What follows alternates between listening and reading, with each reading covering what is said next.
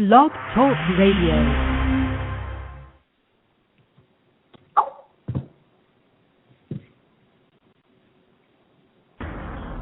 My ancestors woke me up this morning. They said, son, you do know what time it is, don't you? I said, what time is that? They said it's wartime, so welcome to the war front. Brothers and sisters, War on the Horizon is broadcasting 24 hours a day, 7 days a week, all year round. And now we're broadcasting live. Listen to our live lineup. Every Sunday night from 5 p.m. to 7 p.m. Eastern Standard Time, you'll be traveling in the southbound lane with our brother Louis Ali.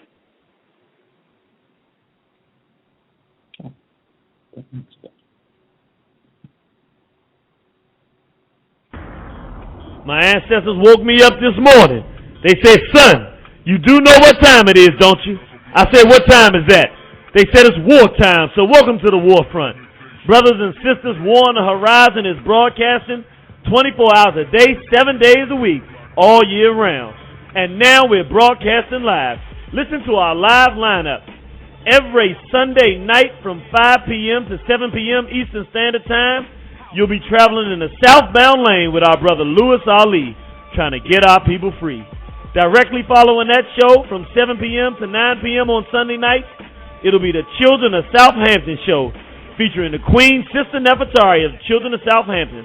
Monday nights from 7 p.m. to 9 p.m. Eastern Standard Time, it's the War on the Horizon show, featuring yours truly, the Irritated Genie of Soufeese.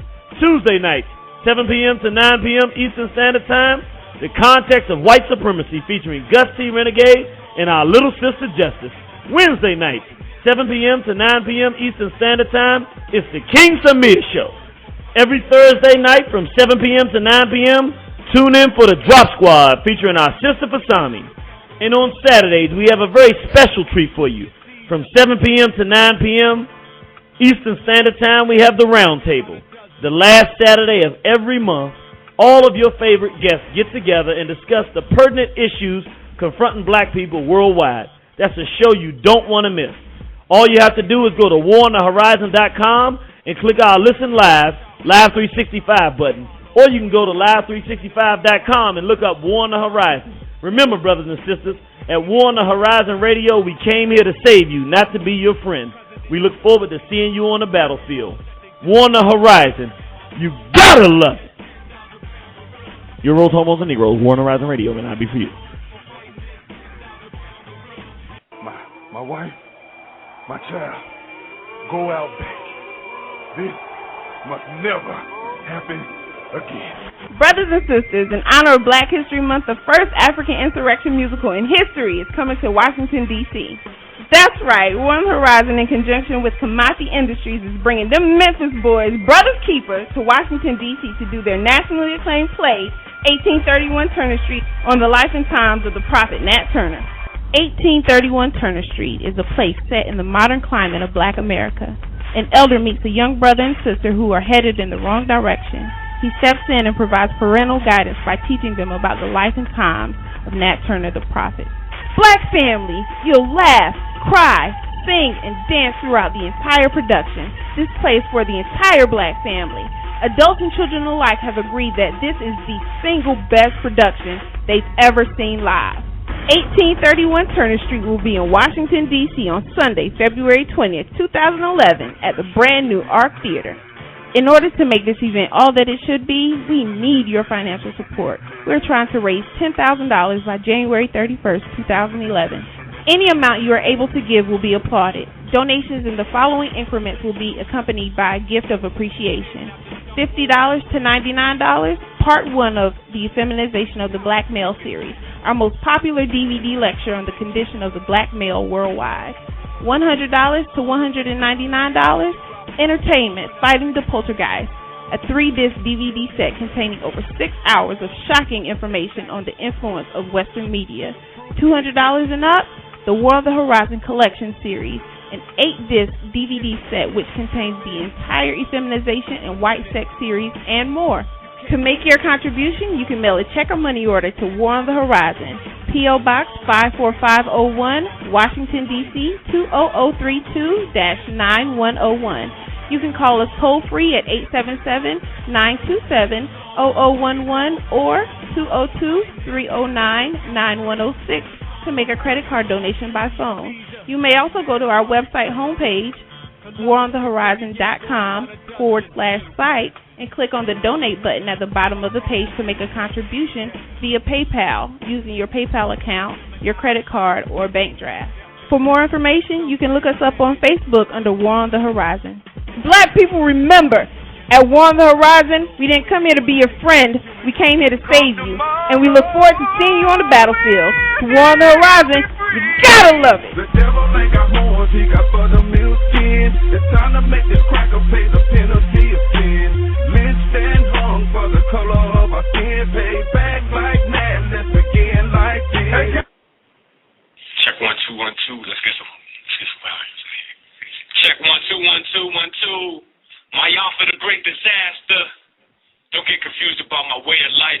It's not gangster, it's militant, ill intent. I mastermind and leave a federal building bent, build a tent, and live in the wilderness. Shop in a tree branch, in a river spirit, fish, I'm fearless.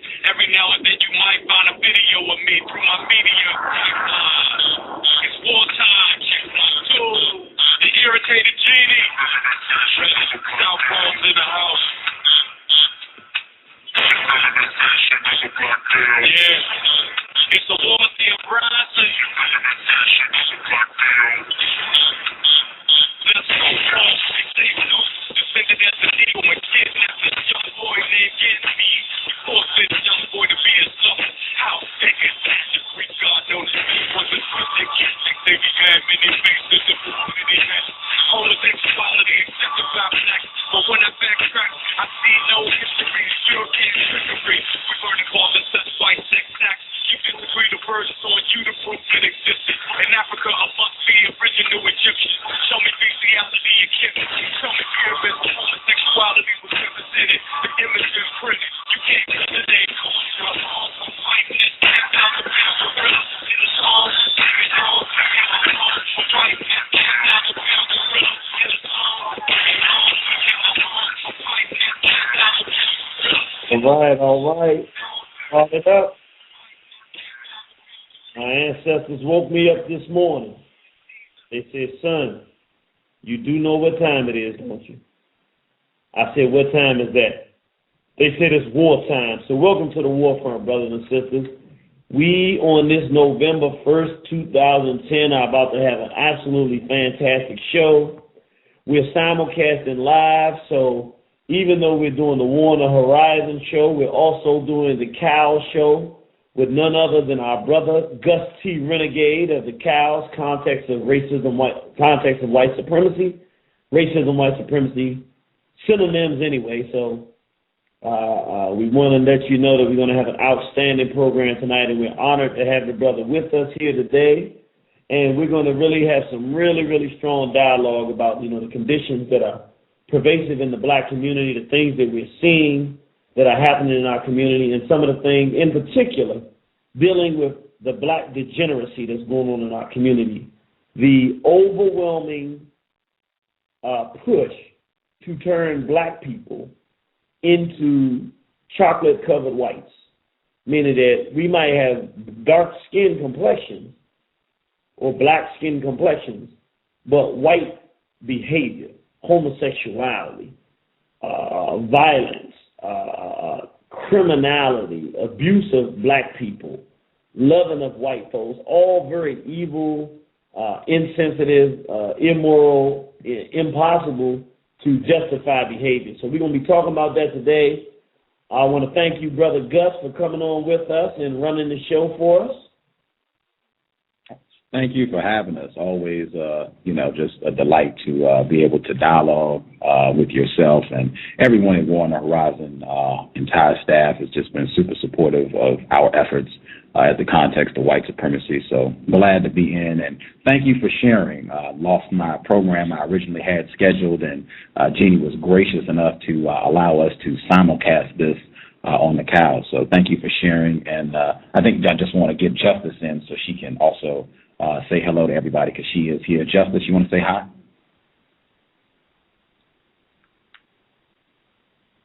Hello. 49. Okay, there we go. Groovy. Yeah, thank you for having us on. And I guess if I may ask quickly, did you get an opportunity to see the image that I attached to the description for this program over at the C.O.W.S site? I don't know if I should say fortunately or unfortunately, I did. and even more unfortunately, someone sent me the video. Our sister Natasha, who runs our media outreach, actually sent me the information outreach. She actually sent the video associated with that picture. And man, we definitely have things to talk about tonight. So we're going to have a very interesting show. If you don't mind, right before we get, once we start getting into this stuff, I can see it's not going to stop for a while. We're going to get into it, and there's going to be some really good dialogue. But everybody heard the commercial that's tuned in. We're bringing Brothers Keeper in to do their play, 1831 Turner Street, about the life and times of Nat Turner the Prophet. And for all you black people out there who want to see the system of racism and white supremacy completely ended, all those black people out there who love the warriors and soldiers of our race, and some of you black people out there who, quite frankly, you hear some of the stuff come out, but what really rings a bell is you just don't like white folks. You've been beat up on your job, beat up in life, police officers abused, just general mistreatment, turn on the TV and they violating us. This is a nice, fun family event where you can come out as a black family, enjoy some good entertainment, and also see on the stage what's going on in our community and get an idea. You can see what you would like to do yourself. We've all had a Nat Turner moment or two in our life where we just wish we could go out there and stop talking about the problem and just end the problem, because these white folks get a little crazy with us, and it don't matter how old you are, but you dealt with white folks long enough, you've had one of those experiences. But we want to just go real briefly and say to the brothers and sisters, we're trying to raise $10,000, and we're going to raise $10,000. It's actually going to cost us $20,000 to do the whole weekend, to bring Brother Keeper in. They're coming in February the 20th, 2011. In fact, February 19th, 2011, they're going to come in and they're going to do a concert with Coley Williams and J. Pierre, a young brother who just dropped his new album. Sister Coley Williams will be dropping her album very shortly, and then Brothers Keeper will be at that concert as well. So that's February 19th, 2011. And then February 20th, 2011, we will have the 1831 Turner Street in the same facility. It's a theater. It's called The Arc. It's a theater, a brand new theater in Washington, D.C. That's THEARC.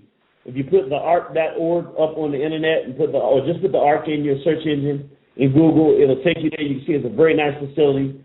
We're going to have back-to-back days there, and we're going to have a band that you will not believe exists in this environment. An all-black band under one of the most phenomenal entertainers, one of the most phenomenal saxophone and instrumentalists, musicians that we have in our community. The brother's name is Brian Lanier.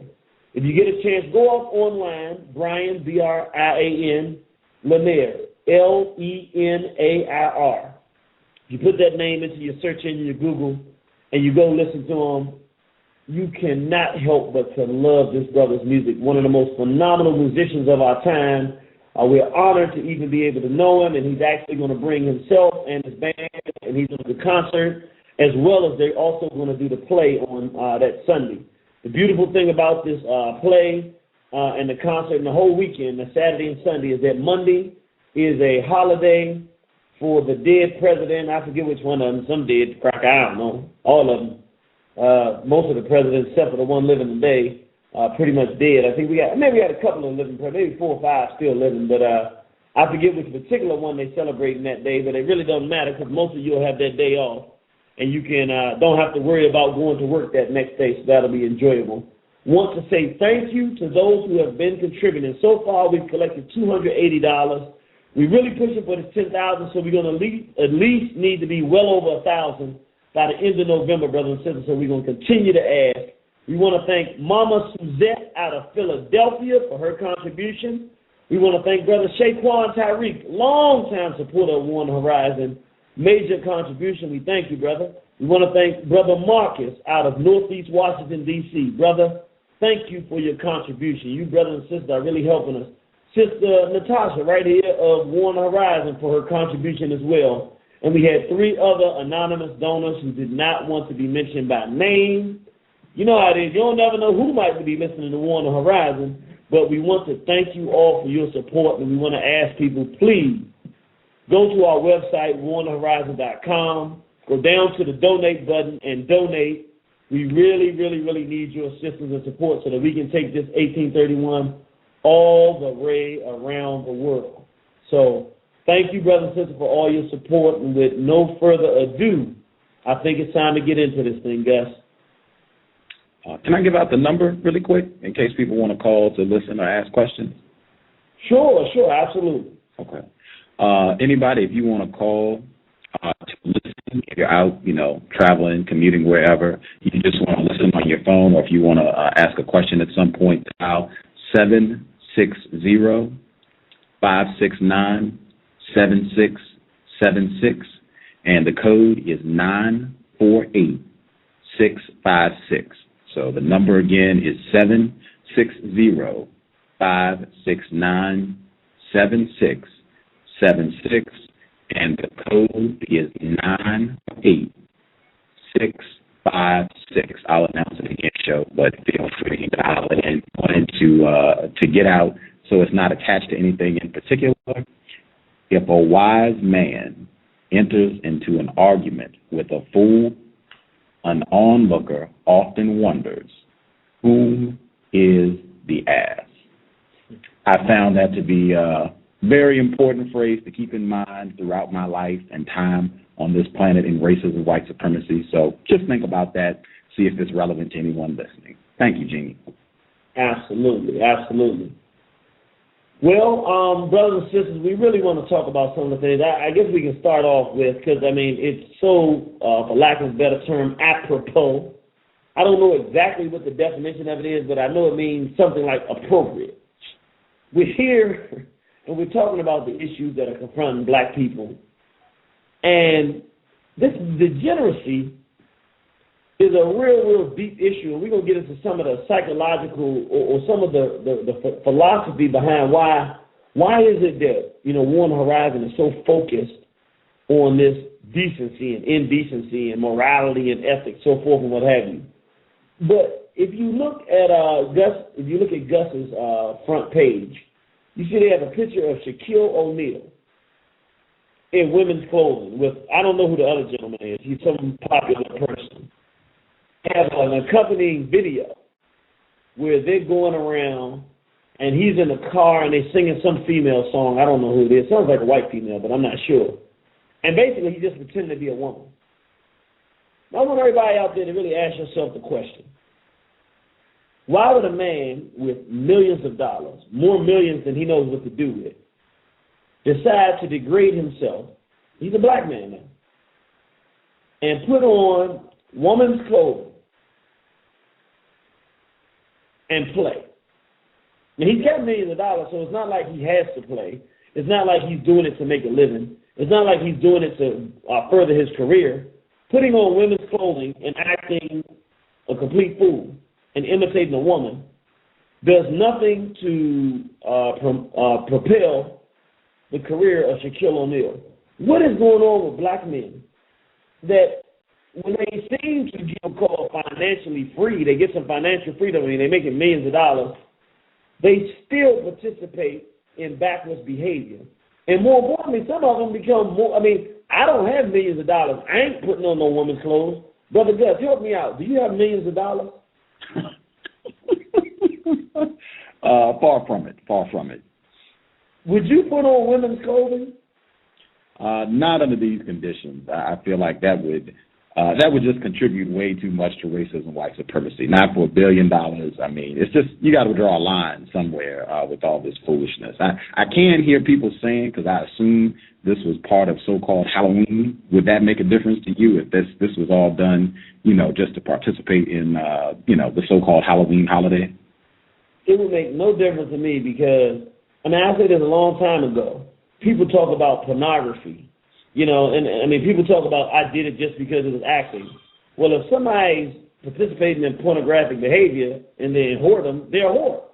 You can't say I was just pretending. When you were pretending while doing the same thing that somebody does as a whore, you know what I'm saying? You have a lot of things out there and taping it, putting it before the world. So if you out there robbing a bank and say, nah, I was just practicing or trying to get some money, well, you involved in criminal behavior. I mean, if you're out here selling drugs to black people, you're a drug dealer. You can't say I'm not a drug dealer. I just was selling drugs because I didn't have any other way to take care of myself. Okay, I give you the fact that you didn't know what else to do to survive. Okay, I can accept that. But you became a drug dealer once you started selling drugs to black people. Well, if you're a man and you put on clothes that a woman's clothing, unless you're in some strange kind of bizarre situation I can't think of, somebody stole all of your clothes, you can't walk outside naked, the only thing is around is some female clothes, and you put it on till you get to your car and get to home, and some ridiculous construct, but when you by your own free will put on women's clothes, you're involved in homosexual behavior. So I would say it makes no difference to me, Halloween, Christmas.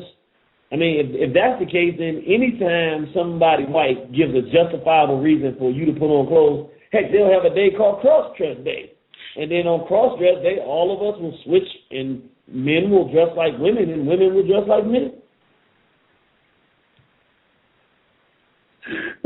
In my view, that's pretty much what Halloween is, so-called Halloween. I was even thinking, before I saw this image, I want to make sure that's clear, before I saw this image, I was thinking my philosophy used to be, or my opinion was that, so-called Halloween, this is just, for kids. This is just for children to, put on their little costumes, go out, get some candy, and, have fun. It's just for children.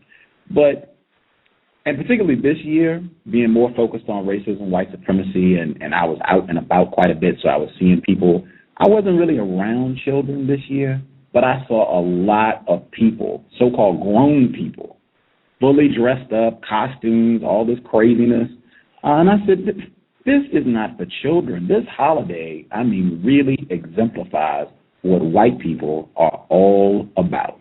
You talk about, most of what I saw was people dressed up as monsters, something associated with violence, lots of people with blood and gore, violence, deception, gorging on chocolate. You can get Dr. Welsing for that.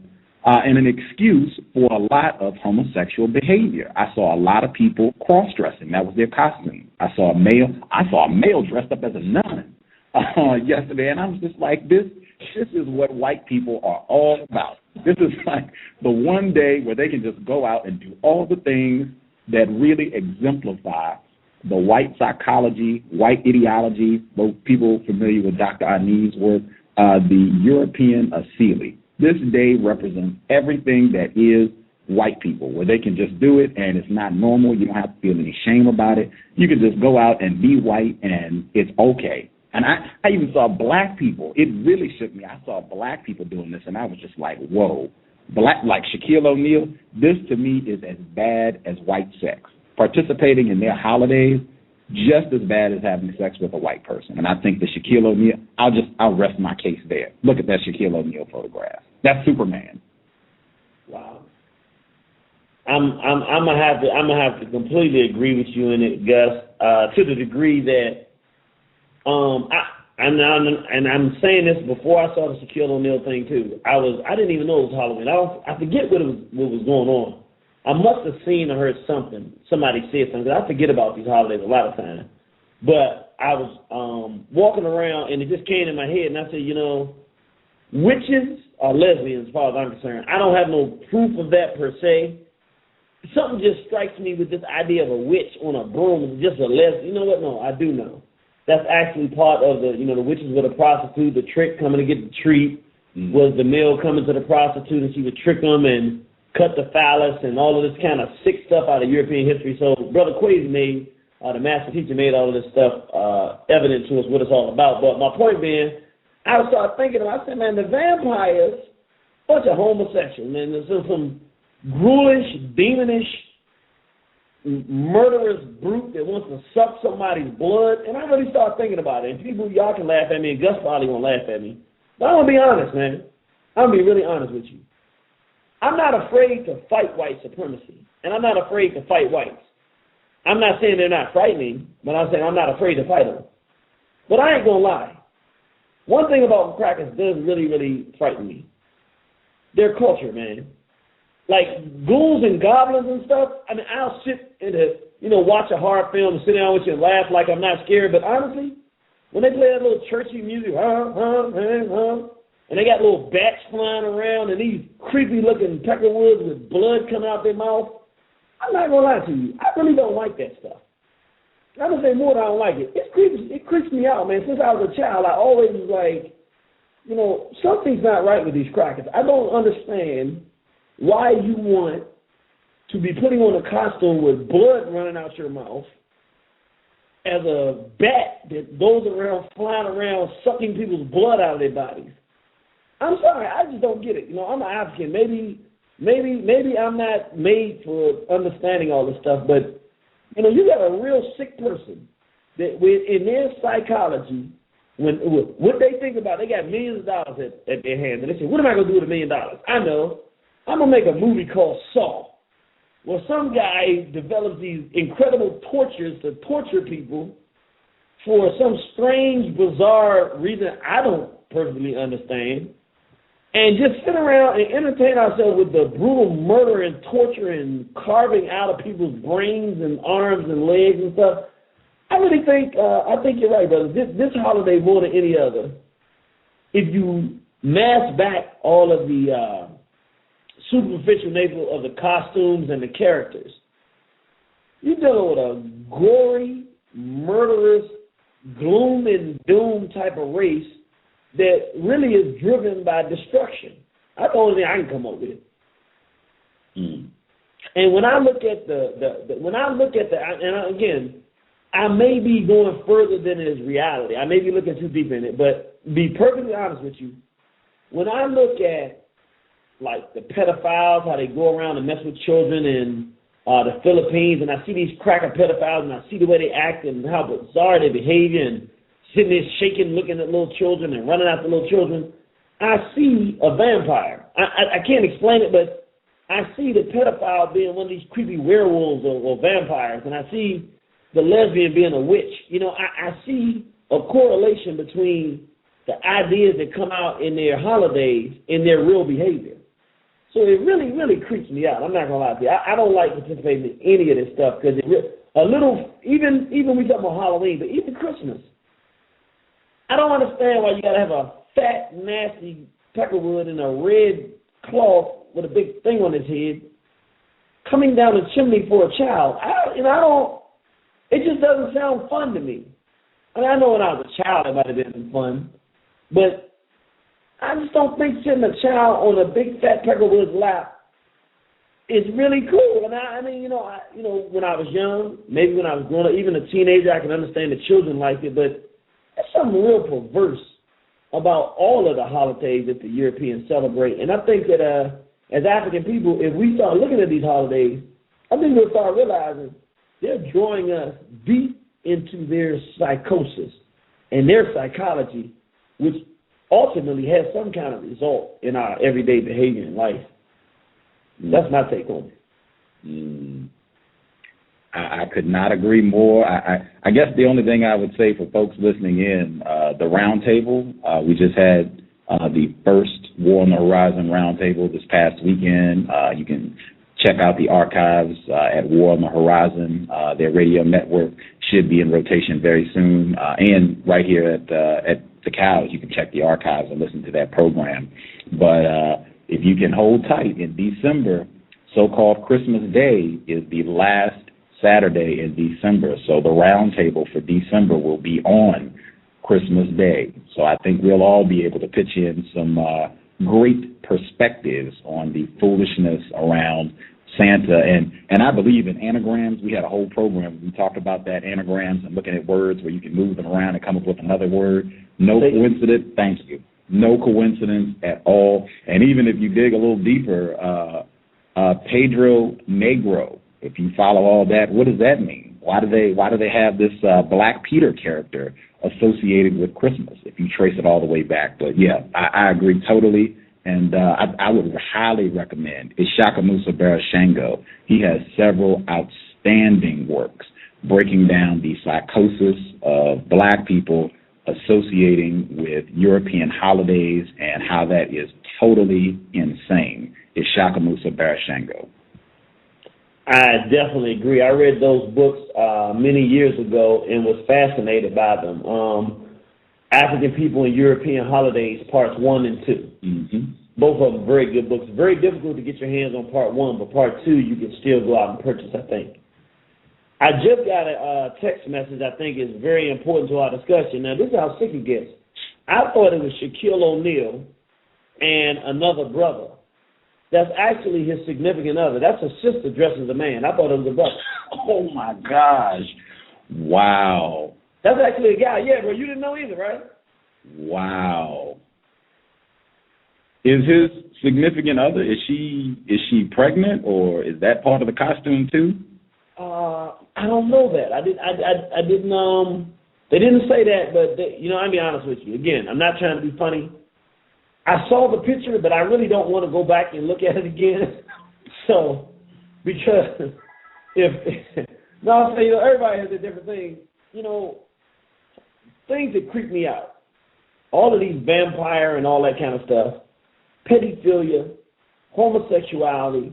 But if I had to pick any one thing in homosexuality that I think is the creepiest part, not that all of it's not creepy, transvestitism, and I think I don't know, but the reason I can remember or think that it may be that the reason I might feel that way, I can remember, I can't say it was the first, but it was one of the first instances of me actually recognizing some so-called homosexuality. I was in the car with my mother in Washington, D.C., and we were driving down the street. And this guy, dressed in women's clothing, I guess he was a male prostitute, now probably like 5 or 6. He walked up, and he was close to the car, and I saw him. And I just remember this bizarre feeling I had, like I was frightened out of my mind. I didn't know why. I just knew something was desperately wrong with this picture. And I didn't want to be there no more. And I still remember it. I don't really know why it stood out to me, and I can't even speak to this. All I can say is transvestitism, it creeps me out. That's why I have a real hostile thing with this Tyler Perry character.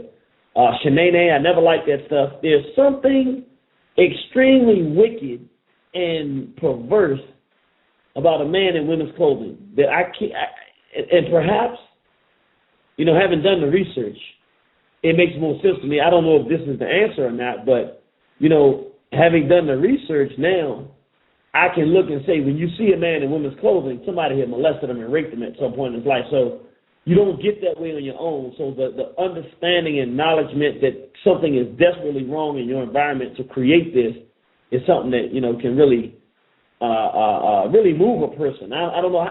Does that sound weird, or is it bizarre when you see a transvestite as well? It does not sound bizarre to me at all, and particularly within the context of white supremacy.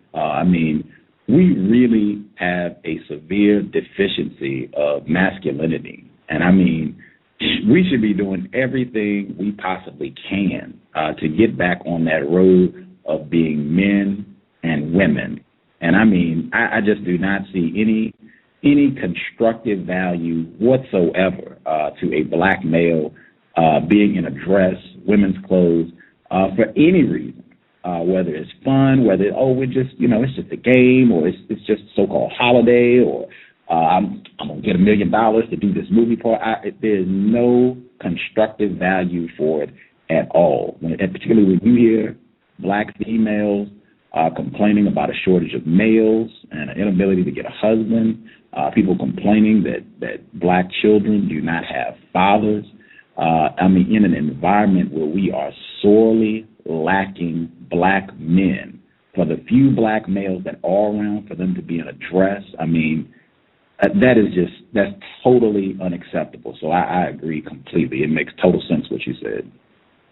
Well, and in relation to what we're talking about, I know we're gonna get more into it. We have to understand something. You know, people are made of the physical and, for the lack of a better term, we say spiritual. All that means when we say spiritual.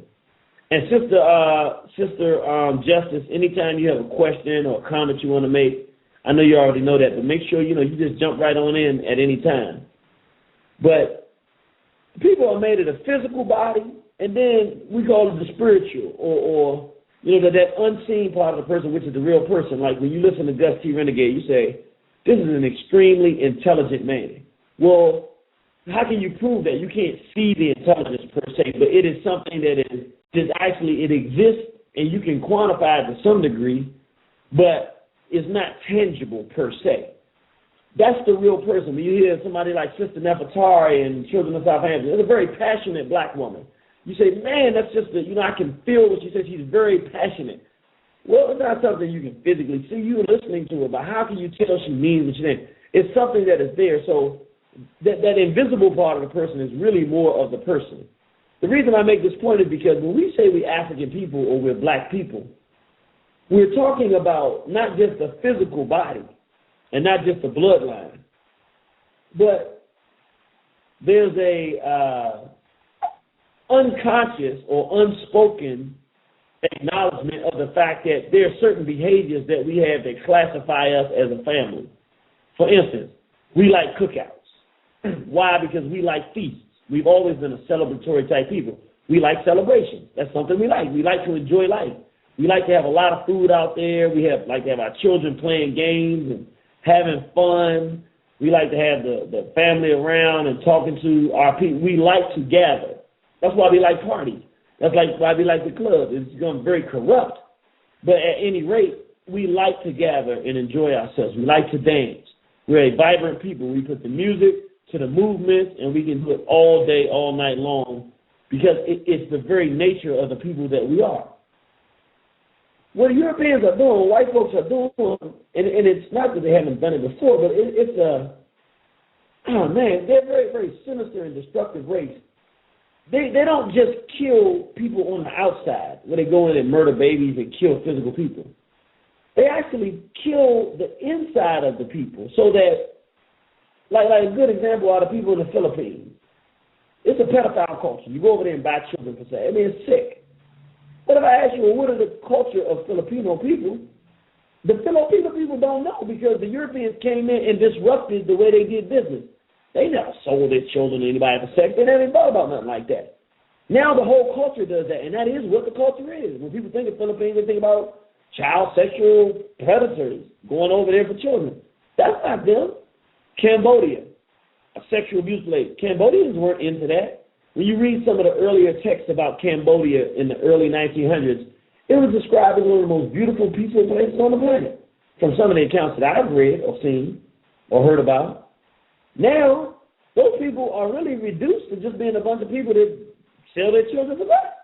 But that's not who they are. I mean, it is who they are now. And what I'm saying with black people in America and around the world, those things that we have done traditionally throughout the history of the world that have likened us to what we call a race of people beyond just our skin color, the whites are targeting those very things so that they're turning us into them, a bunch of degenerate, low-life, dishonest, misbehaved, poor-dieted, destructive, child-hating, man-woman-hating, conflict-oriented degenerates. Just a bunch of worthless, harmful, destructive, idiotic race of individuals who don't respect knowledge and understanding, discipline, or anything of value. But they're turning us from the inside. So when we see Shaquille O'Neal in a dress, it's not just that he's standing there with the tattoos on his physical body telling you what's going on in his mind that he wants to write on his own body. And I'm not attacking my brothers and sisters out there who have tattoos. I am saying that we are better people without it. That's not our culture. But I'm saying that's not now you're looking at what's really on the inside, because this man who got millions of dollars wants to be a woman. according to his behavior. And as a man, one of the things men are expected to do is to provide protection and leadership for their women and children. He would actually, even if he wanted to put on a woman's dress, you would think that he would not want his woman to do anything unbecoming of his woman. But he would actually encourage his own woman to cross-dress in lesbian, cross-dressing, transvestite behavior. What are we reduced to now when, honestly, intellectually and spiritually, we are no longer African people? I mean, we no longer have the kind of behavior that makes us proud to say that we're a race of people. What is it about our behavior? What is it that we do that a black person with some sense in their mind would say, I'm proud that I'm black because of this today? And that's the question. I want to give out the phone call number again for those who want to call in, or if you have a telephone, you can call in and listen live. We're at 760-569-7676, 760-569-7676. And the participation code is 948656. That's 948656. We'll begin taking calls at the second half of the hour, perhaps 8 o'clock or so. But I think that's an honest, fair question, Gus. Can you think of something that we as a race of people do today that you're proud of? Wow. Wow. Number one, I just wanted to, I love this. This is codification. That's one thing I could say right there. I'm very proud of the work that Justice and I have been able to do at the Context of White Supremacy. So that's one. I'm very proud of being able to participate in the work that War on the Horizon is doing. Those are individuals, though, just in general, black people in general. Yes, sir. Man, most of the stuff that I see us doing in general is not constructive at all. It's downright pitiful and pathetic. In fact, a listener, he commented, he said that Hoops, that is the female who's in front of Shaquille O'Neal in that photograph, he said, I need to get on my job. So Hoops, number one. And then if you Google her, just put in Hoops, Hoopz. If you Google her, when you see her as a female, when she's not dressed up like a male, the images don't look that much better. I won't go into detail. You can do it yourself, but just do a Google search for Hoops, Hoopz. It does not improve. So I can't really think of anything that I would say I'm proud of what black people are doing in general right now, 2010. Not one thing. Wow, I just Googled Hoops, and wow, it's pornography. Degeneracy. It's degeneracy. It's like, and to be quite honest, to be very frank, I listened to the show last night, and I just got one more piece of clarification so that we're clear. If you see the picture on Gus T Renegade's blog site, at the C.O.W.S blog site, what it's supposed to actually be is Shaquille O'Neal is the hooker, and his woman is the pimp. So she's the pimp, and he's the hooker and the prostitute. That's what the picture's supposed to represent. When in fact, the white race is actually the real pimp, and our people getting involved in his behavior are all the hookers in this situation. But, I listened to the show last night. You had an interview with Sarah Sudense. And I have to honestly say, we have the most dangerous movement. I mean, I'm not proud to say it, but we're in a very critical time. We're in a time where the most dangerous movement that I have come in contact that I know of in the history of this country is occurring right in front of our face. It's an extension of something that already started, but it's the most dangerous. That's why we call it the black degeneracy movement, because we have always had criminals in our race. We have always had criminals in our race. We have always had, let me say it differently. We have always had people who don't follow rules. And as long as we've been in America, due to the oppression that we suffered being brought over here, we've had criminals, people who don't regard the well-being of others and intentionally do harm to others. But I got to be honest.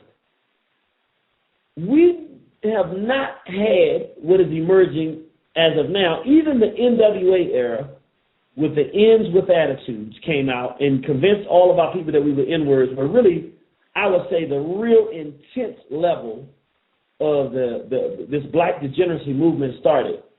But even one thing with NWA, they started with F the Police, and we got the idea that they were political and quote-unquote conscious of what was going on, of racism, and they were trying to fight it. They gave that impression, but they never said, we're black activists, we're black nationalists, we're fighting for the well-being of our race. They knew they were degenerates, and they tried to be degenerates, and they did a very good job of being degenerates. Now, they influenced a lot of our people and have had a major influence on people's lives like myself. I'll be honest with you, everybody on the other end of my voice, 40 years old or less, they impacted you, even if you didn't listen to them, because they impacted the people that you had to be around. They had a major influence once they were financed by the small hats, the white so-called Jews, to destroy the self-image of African people.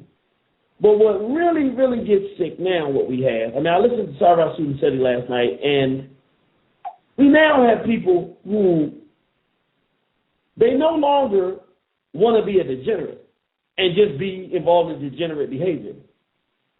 And they no longer want to just do what NWA did, be degenerates and promote degeneracy for destruction of our race.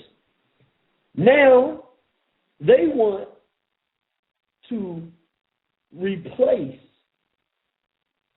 Marcus Garvey, Nat Turner, Malcolm X, Elijah Muhammad. They want to replace what we traditionally refer to as nationalism or black decency with European warfare and racism and white supremacy. In other words, we were trained by whites to call our women and children and ourselves, to see ourselves as the N-word. We now have people, not that they just want to use the N-word, but they want to enforce that it is the right thing and that you are being a racially responsible person like Marcus Garvey and Malcolm X if you use that term. Then even people, which is really insidious, the ancestors used to be sacred. Even Negroes wouldn't make fun of a Malcolm X or something like that. Or if they did, they were saying, man, you real militant, you like a Malcolm X. But it wasn't really an insult. It was more of an explanation or an indication that you were a very fiery person. It was not an insult. Now, we actually have people who are using the ancestors who were most against this type of work and behavior to justify the behavior. I actually heard this man, C.O.W.S student study last night. Now I had to sit back and listen and hear him advocate and justify black people selling drugs to one another under the guise that somebody's going to die anyway. And I was like, wow. And I wasn't supposed to do this, but I'm going to do it anyway because everybody knows me. If you put out something there that's good, I'm going to tell you right now, I'm going to steal it. I might or might not give you credit, but I got to take this one. Sister Nefertari, we were talking today, and she was asking me, she wanted to send out an email about what the show was about or something of that nature. And she started talking, I listened to that sister because that's a very brilliant sister. And that sister said something to me that was so deep. It stopped me in my tracks, and I was like, I got to repeat this. This is her mind and the way it works and her brilliance. But I said, I'm a little bit corrupt too, Brother Gus. I got a little black degeneracy in me too. I got to take this.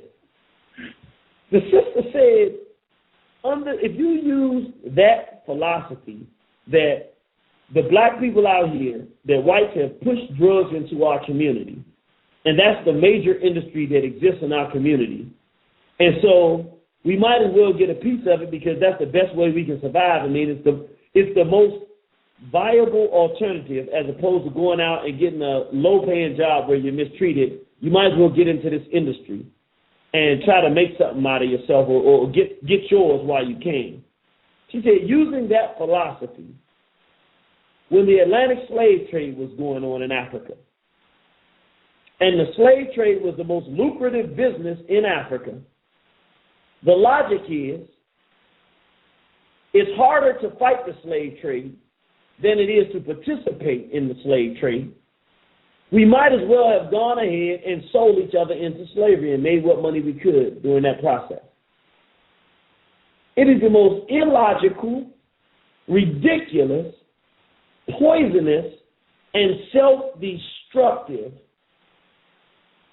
movement that I have ever come in contact with. I've read of the Jaga, who are a group of lawless Africans in Africa going around, and more than anything, they like plundering, raping, and murdering. They were just a rogue group of black people who, after many, many decades and centuries of enslavement and European abuse, had just become a bunch of crackers in black skin for the most part. I read about the Jaga, but I don't remember the Jaga trying to promote it as being right. It was just a bunch of degenerates. We now got people who are saying, no more Marcus Garvey. Because Marcus Garvey, to be like Marcus Garvey, requires too much discipline, too much self-respect, too much decency. Even myself, I have to say, I have a lot of stuff that I have to correct about myself, even as we speak now. And one of the things this black degeneracy movement is teaching me, myself, I cannot be out of line. I can't do it. Because what I'm realizing is that the hypocrisy now is becoming so heightened that our people don't have anything to believe in, because everybody they see is disappointing them. So nobody's going to be perfect, but we got to start walking with some type of consistency. I'm actually making adjustments in my life as we speak, as to not be a black degenerate and to not participate in things that people will say, how can you say this, brother, and then do that? Because essentially, if this thing is allowed to continue the direction it's going, we will not have the potential for replacing white supremacy with justice, which I say we want to replace white supremacy with black dominion, which means black rulership, which in my mind is justice. But I say black dominion because it has more meat to it to me, because we're in charge. I really don't care if it's fair or just. I didn't say fair. I'm not going to lie. I said it, but I took it back before Gus corrected me. Most important thing to me is that we have rulership, because then it's in our ball court. But we cannot replace anything if we become it. So we become a bunch of homosexuals. We're good at replacing white supremacy if we're homosexuals. That's what we were trying to replace, the white behavior. If we want to be drug dealers and sell drugs to each other, why replace white supremacy? Why not just sell drugs to each other? If we're going to rape our own children, why get rid of white supremacy? That's the reason we don't like white supremacy. We are becoming our enemy. I don't mean like we're becoming the black person's enemy. I'm saying we are literally taking on the full characteristic of our enemies, who we're using their ideas. It's one thing to participate in poor behavior. It's another thing to advocate it. So, for instance, the whites, psychopathic maniacs that they are, they enslaved our people. But when you talk about them, they got all kinds of excuses. Oh, black people were a bunch of jungle monkeys in Africa. Okay, if we were free. That gives you no right to enslave us. Oh, well, we had to make them righteous and teach them about the Lord because they were heathens. How does raping a person and murdering them and throwing overboard to a shark help them learn about Jesus more or become more spiritual? It's ridiculous. But they justify their poor behavior and feel better about it when they do it. Now we have Negroes in our community. They're not Negroes, though. I can't even say Negroes because they're not dead. They're worse than dead. They're black crackers. I mean, literally, they're like crackers. They want to do detriment to the black community, and they want to justify it under the guise that it's righteous. This is the most evil undermining of the black community. I've never seen anything like this. And I'll be honest with you. What I'm really disappointed in, and brothers and sisters, y'all can beat up on me if you need to. But I'm going to be honest with y'all. I'm really disappointed in the family. I intentionally did not call because I said, I told Brother Gus T Renegade this and all of the guests that are on this is your show. The only rule we have is no N-word. Everybody we pick don't like whiteys anyway, so I don't have to make no rules about that, and we don't have no integrations. So I don't even talk about that kind of stuff. There are no other rules but no N-word. So I said, have whoever you think is appropriate to have on. And that doesn't mean that they think the guest is appropriate per se, but, you know, I said, I don't want to get involved in these things. So I intentionally didn't call in. But I was real disappointed with the listening family. How can you know what nationalism has been and know what our progressive people in our community, we just did a show, Robert F. Williams, a few weeks ago. Y'all were listening.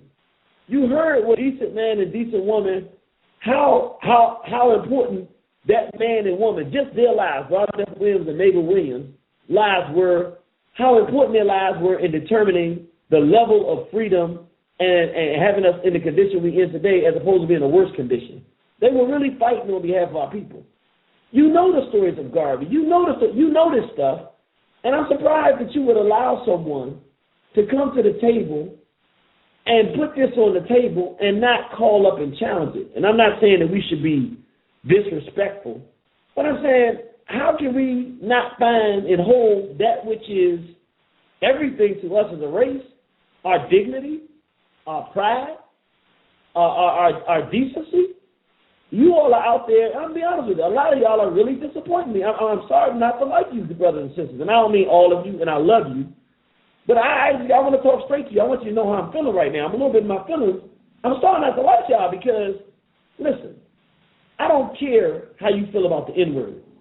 If you have any ounce of intelligence whatsoever, you know that Malcolm X would not want no black person calling him the N-word.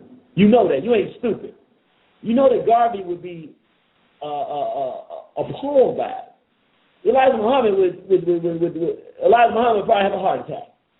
Yet, we get Negroes calling up. I did one radio show, a Negro called up and said Harriet Tubman was a good N-word.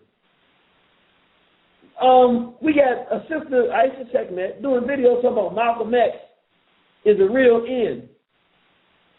This is what we don't understand. If we are responsible stewards of our movement and we find this movement sacred, she needs to get a whole bunch of phone calls. Sister, we like the fact that you're trying to fight white supremacy. Make this correction. Don't refer to any of our great ancestors the N-word anymore. I'm not even telling you to fight nobody. I'm not telling you, but I don't like the lack of vocalness. We don't have no fighters no more. I don't like that. I know everybody has a different way of fighting, but we all have got to step to the table when it just comes to protecting our interests and do it in our own way, or else we let the villains in our community take over. It's like when the drug dealers come to a corner, they just start setting up shop on the corner. You got two things you're going to do. Three things. You're going to call the police, you're going to go out there and try to do something about it yourself, or you're going to let them keep selling. Well, you can guarantee you're not helping yourself by not doing anything, because eventually there are going to be people coming around there that are drug users. They're going to eventually be breaking in your home, attacking your children, attacking your wife on the way home from work. There's going to be robbery. Your community is going to the ground. You either organize to try to fight it or you move, because otherwise things are going to get tanked and they're going downhill. We have a movement that doesn't even exist. If there's anything now, it's just a group of ideas with some very, very promising people that are stepping up to the plate with philosophy and ideas. But as a physical movement, there's no black power movement. There's no black nationalism. I mean, I really had to take to heart what Brother Gus T Renegade and my little sister Justice said when we did our roundtable. He said, black is whatever Whitey says it is. I had to say, you know what? I don't like that, and I want to change it, but that's true. And if we don't even know what we are as black, we don't know how to properly define ourselves, we haven't decided what we're going to say black is, then how are we going to say we have a movement that's called black nationalism?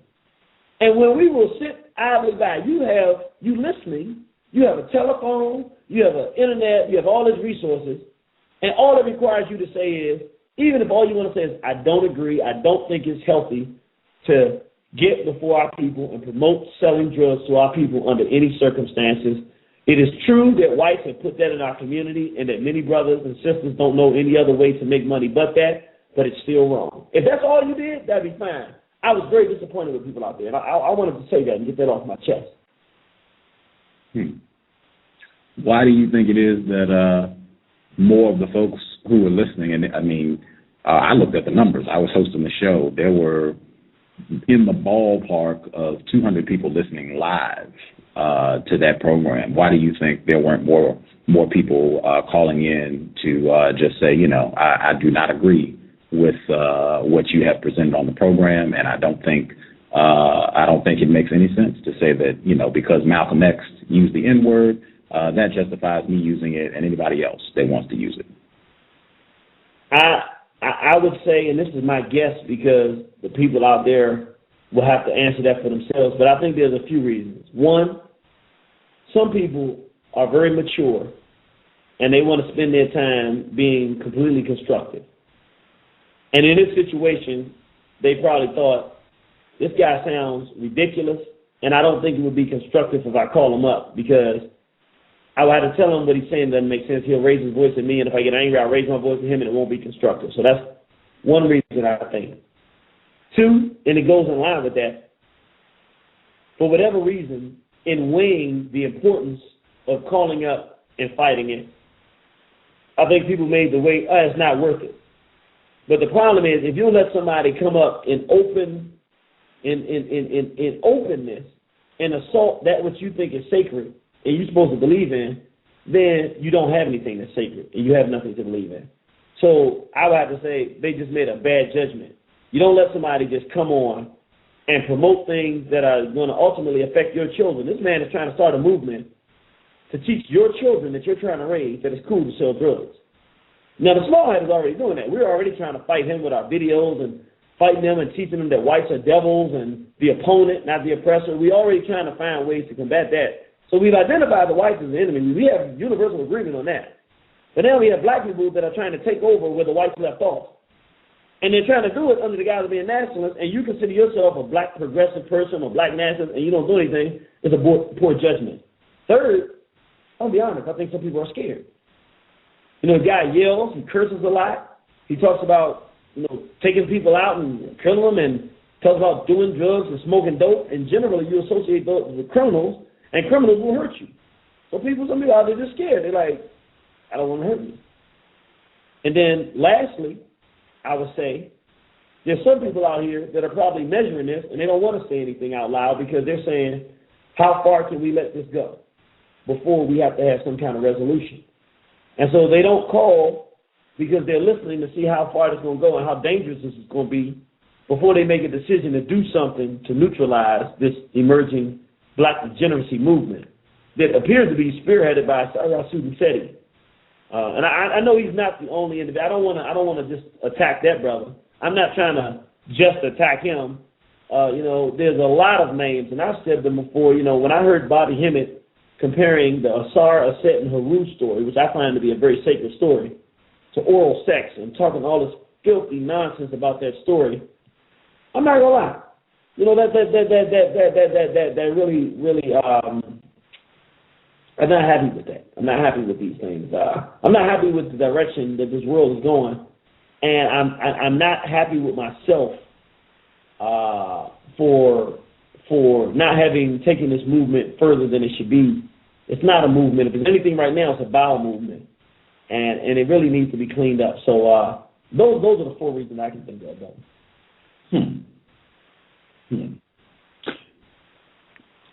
A lot of people commented on the show. There were almost 50 comments, immediately. People were just writing away as the show was going. And I've said before, I'm not interested in people leaving comments on my page. I'd prefer if you did not leave comments. I found it to be non-constructive. Thank you. But a lot of the people that left comments, what they wrote suggested that they were not in agreement with what C.O.W.S. shared on the program. A lot of people. Some people, they seem to like him and agree with what he was saying, but it seemed like most of the comments, people were they found a lot of flaws in the arguments that he presented, and even he was contradicting himself at times, some of the folks said. My view, I don't do a lot of challenging of victims of white supremacy, black people, particularly publicly. I really attempt to avoid that because it's been my experience that it often leads to conflict. Black people, it's been my experience, black people generally are not interested in hearing scrutiny, criticism from other black people. It's disregarded. Also, just we are in a system of white supremacy.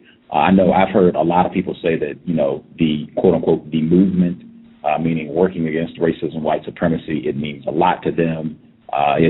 They speak about it almost as though it is a religion. I got into doing this work. I had been studying COINTELPRO for years, not just, one book. I was studying for years and reading different books, going through files. When you see how dirty and ugly racism, white supremacy is, or I'll speak for myself, at least when I looked at that and saw what happened to Fred Hampton, I'm just picking one, there's tons of them, I'm just picking one, saw what happened to Fred Hampton. This was a young black male, 20 years old. He didn't have a dress on. He wasn't out selling drugs. He was not acting crazy. 20 years old, leading his chapter in Chicago of the Black Panther Party at 20, about to be a father. He was actually out working to minimize conflict. He was trying to get truces among gangs. Extraordinary example of black masculinity. I would put him right up there with Robert F. Williams. Incredible example of black masculinity at 20, not 33, not 4, at 20. Just incredible body of work. And to see a black male who stayed in the same house with him, William O'Neill, that's his name, in the same house with him, drugged him and gave white people intricate floor plan of his house so they could do like a 3 a.m. raid. You know how white people get down, come in the middle of the night when everybody is asleep, illegally raid the house, gun the place down, assassinated him in cold blood next to his pregnant wife. Make sure just for folks who, and there's a documentary on this, you can see this, you can see all the gory photos, you can see white people smiling as though they were on safari next to his dead body, broke into his house in the middle of the night, December 1969, executed him in cold blood next to his pregnant wife. I don't look at this as sacred. I look at this as extremely dirty. I would tell anybody, expect anything from anyone, black person, white person, whatever. That's what white supremacy is. Total filth every day, particularly against people. So, and I meet Shaquille O'Neal. I see this sort of stuff every day. White supremacy produces degenerate black behavior. That's one of the key things white supremacy is supposed to produce, degenerate black behavior. So for me, I wouldn't even be doing the cows anymore. I would just be out, gotta go fuss at Shaquille O'Neal, gotta go fuss at Hoops, gotta go fuss at Tyler Perry, gotta go fuss at it would be an endless list of black people that I would be fussing at for doing stupid things, degenerate behavior that is totally blocking our ability to replace white supremacy with justice. So honestly, when I hear people like Sarah Subusetti, I don't think I need to go and get at this young man and try and correct his behavior. Honestly, when I first saw his material and I heard yesterday he said he's been invited to 10 cities, I said, I'm embarrassed. I am embarrassed. Gus T Renegade, get your game up. If this gentleman is out saying this, and there are a significant number of black people who think this guy's on it, this guy's about black liberation, I will pay money to go see him, I want him to come to my city. If he can do that, man, I'm embarrassed for Gus T Renegade. Get your act together. You need to step your game up. If he goes out and he's able to get 5 million followers, 10 million followers, 20 million followers, the only question I would have for me is, what did you do? Not what did you do to go get at him? What did you do to go and tell people, no, you shouldn't be listening to him, you should be listening to me? Or at minimum, I don't think you should listen to him, at least go listen to Irritated Genie. Maybe I'm not the person. At least go listen to him. Or go listen to Sister Nefertari or Sister... King Samir, that's right. Exactly. What did you do? So that would be my perspective, just because I see too many black people that are involved in this behavior that it's not enough time in the world for me to go around and snatch up all of these black people that are involved in this sort of behavior, if that makes sense, and it might not. I'll say this.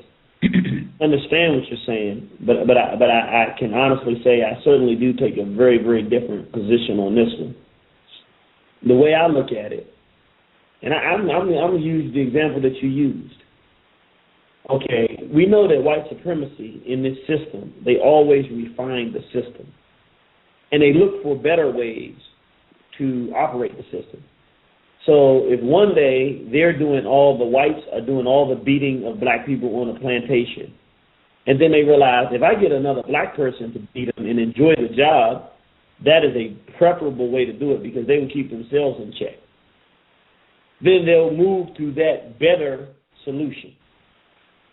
So that black person that's beating you is still part of racism and white supremacy, but it has become more effective because the white doesn't have to show you that he hates you. He'll allow your brother or sister to brutalize you and mistreat you, and then he'll create and sow the seeds of self-hatred.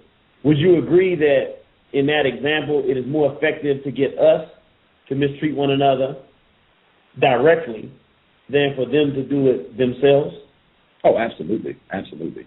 Okay, well then I'll say let us go to, and this is the thing, it's hard to look forward. It's very difficult. It's mature to look backwards. It is sophisticated to look where you are now, but it's prophetic to look forward. Okay, let's go back to the Fred Hampton situation. We understand that it is in the interest of whites to get a black person to poison him so that they can come and destroy him, as opposed to them just coming through the door with him being prepared for them to come because he would shoot back. So they got one of his own to do it. But I suggest what would have been far, far, far superior to that, because even in that, there was retaliation that people don't talk about against police officers. There was some white loss in it. They were satisfied with the end results, but they lost some lives when they took Fred Hampton's life, and they lost some credibility from black people who would have otherwise supported the United States system, which is another title for white supremacy. So they lost some things. They won ultimately, but they lost some things.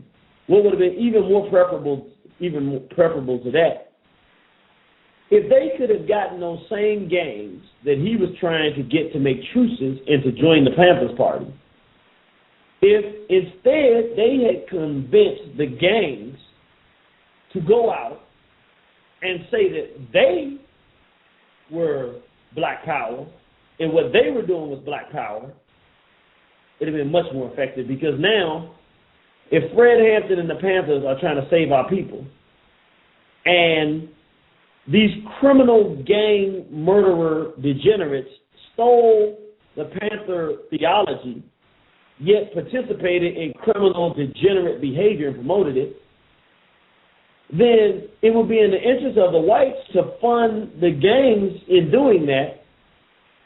They're going to end up killing the Panthers because it's the natural outflow of what's going to occur.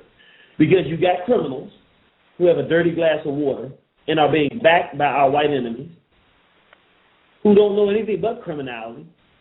Then you have brothers and sisters who are out here fighting for black people who are very aggressive, but who want to keep black communities safe from criminals, who are now saying, these same criminals that they want to keep the community safe from are now saying that they're black power.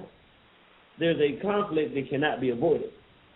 And what I'm saying here is that if you're really talking about danger zone, when you allow, this is not something that I don't believe there is a precedent for. So it's not like you can look at it in the past and say, look at that, what happened.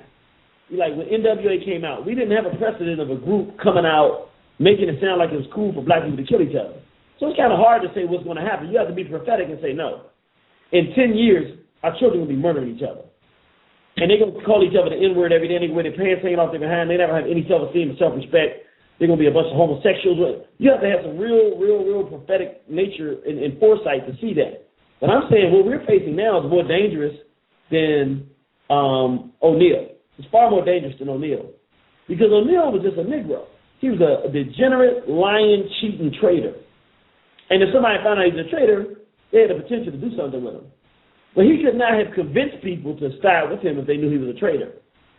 We have open warfare going on here, where individuals are openly coming out and advocating behavior that will completely destroy our community. We know it will because it has. We have seen the impact it's had.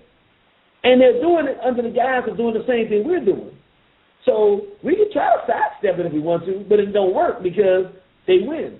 Some battles you can't do. If you're walking down the street and a guy comes up to punch you in your face, and he's going to beat you up and kill you, you have two choices. You're going to resist, which means running, pulling out something and fighting back, doing something, or you're going to get beat to death.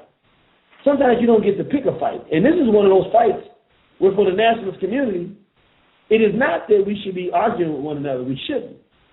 But we didn't create this issue. You know what I'm saying? The issue comes up, and you have to either do two things. You deal with it, or it deals with you. So I agree with the party saying we should be out there doing more stuff, but guess what happens? If you have and you give to a people who are upset and downtrodden, two different options. Stay in your miserable condition and don't do anything but feel good about yourself and think that you're somebody, or change your behavior and lift yourself out of your condition and fight back, meaning changing and acknowledging wrong that you're doing and adjusting and trying to do better. Which one are they going to pick? And our condition is obvious. They're going to pick, hey, I'm smoking weed today. One guy comes and tells me about Asara Shed Haru and says I shouldn't smoke weed because our ancestors were beautiful, upstanding people, and I should be just like my ancestors. And another guy comes saying, hey, N, let me light that up with you. Let me tell you about Asara Shed Haru. They would have loved to smoke this too. Well, which one are you going to do? Well, you like the information you're getting, but you like it even better if it doesn't force you to look at your conscience and transform. So now you can smoke the weed and prostitute black women, but still feel good about yourself and start talking about nationalism in the history of our people. You have merged two things that are diametrically opposed. You have merged black destruction with black life so that there is no more black life. You kill black life. There's no more life. The thing that gets most of us out, and I'll say this, I'm taking a chance on saying this, but I would suggest, this is a suggestion, that what saved you from being as ignorant as the masses of our people are, Brother Gus, is that you heard a message, whether it was Dr. Weldon, whether through the research you were saying about COINTELPRO, but some message, some information, something non-tangible that you internalized and realized that you wanted to do something different. It had a transformation power. And you made the decision, no matter what you were doing before, that this is the direction I'm going to go now.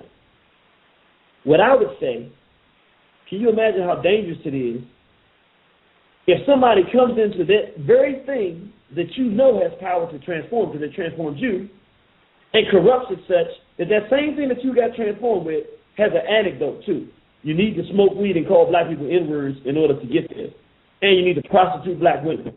And you need to sell drugs. And so in order for you to take one piece, it's wrapped up in a ball with the other piece.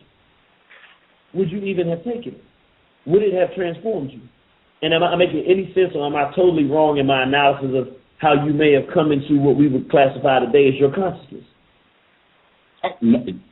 I'm understanding it. I totally understand what you're saying. I guess the thing I was thinking, and I thought this yesterday too, I think, and I could be incorrect, but I think Sarah Susan Seti has a lot of appeal for people who are, I'm being very careful with my words, but I really think this is the most accurate term. I think Sarah Susan Seti has a lot of appeal for individuals who are not very mature. And that's dangerous. That's real dangerous because I think when you have people who are not developed as critical thinkers, give them a message that sounds good, is catchy, but they're not really evaluating critically evaluating what they're being given. And I think that is a real challenge. I mean, that is a real challenge for myself. I think for anyone who is really interested in assisting, improving the quality of life for black people and really knocking a dent, and I mean an immediate and massive dent in the system of white supremacy. There are a lot of the system of white supremacy. One of its key components is retarding black people. And I would say retard, I mean keeping someone from developing optimally, developing to your fullest potential. Even me, I definitely feel I am far short of where I would be if there was no system of white supremacy. How do you reach people who are extremely immature? How do you reach them? And how do you reach them with a message that is challenging them to mature? I mean, growing up, putting the weed down, really thinking about what you say. Do I really want to be saying N-word all the time? Do I really want to be cursing and calling somebody a B and this, that, and the other with an 11-year-old around? Is that really something that I want to be doing? To really make someone clean up their behavior and mature, man, that's tough. That's tough. I mean, wow, that is extremely difficult. And I would say that is a massive challenge that I think we should all undertake, because I really feel like it should get to where SETI can go talk to 100,000 people. Irritated Genie or Sister Nefertari, Gus T Renegade, go talk to those same 100,000 people, and the choice is obvious. You have a clean glass of water, dirty glass of water, they pick the clean glass. That's what we should be shooting for, because I feel like any mature person who hears, I don't even need to call him out, but any mature person should be able to listen to a message and come to your own conclusion. Someone saying under these conditions it's okay for black people to sell drugs, a mature person, I think, is going to pretty quickly come to a decision about how they feel about that. I think Malcolm X would legitimize me saying the N-word. I think Malcolm X would be okay because he used it. I think a mature person, particularly hearing how out of control that has gotten, where now Harriet Tubman is an N-word. I think a mature person would say, well, I already come to a conclusion about this. Thank you. I'm going to pick something else. How do you get the mature folks? I think that is the real challenge, and that's something I'm having to think about, because I think he, better than anyone that I know of, better than Mr. Fuller, better than Dr. Welsing, is able to get the under 30 crowd, people that are not very mature. He's able to get them very quickly, and I think more people need to be stepping up to do work to try and get those folks if this is important. I'm going to say this again. And I say this all. I'm sorry, Sister Justice. When I said that the profanity was okay, I was just trying to do that so the guests could feel comfortable.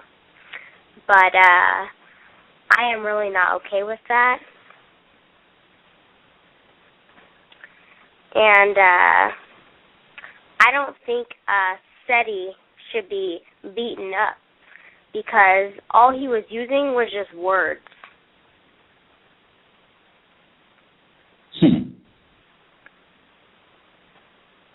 Do you think he would confuse people? Like, do you think if people were listening to the program we did yesterday with SETI, and it was black people that were confused, like they don't really know a lot about white supremacy, do you think they would hear that program and be confused and think it's okay to curse and to call other black people the N-word, that's okay behavior?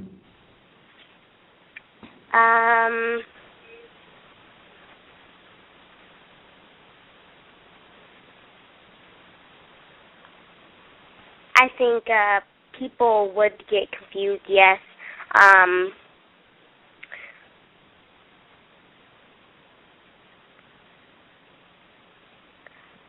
But if somebody gives clarity on what SETI was talking about, I think the knowledge people that would be listening that are confused would have been like, okay, well, this person must be telling the truth, and then explaining why. I forgot that, too. I wanted to make sure I throw that in. If you have something else to say, I want you to share that, too. But I think the fact that there were black people who were celebrating Seti's presentation yesterday evening, when he said what he said with an 11-year-old present, that lets you know a lot about the state of black people. That anybody could listen to that program for at least 20 minutes and know that an 11-year-old child is on the phone with the language that Seti used and think that is acceptable behavior. That lets you know a lot about the state of black people in 2010. Did you have anything else, Justice?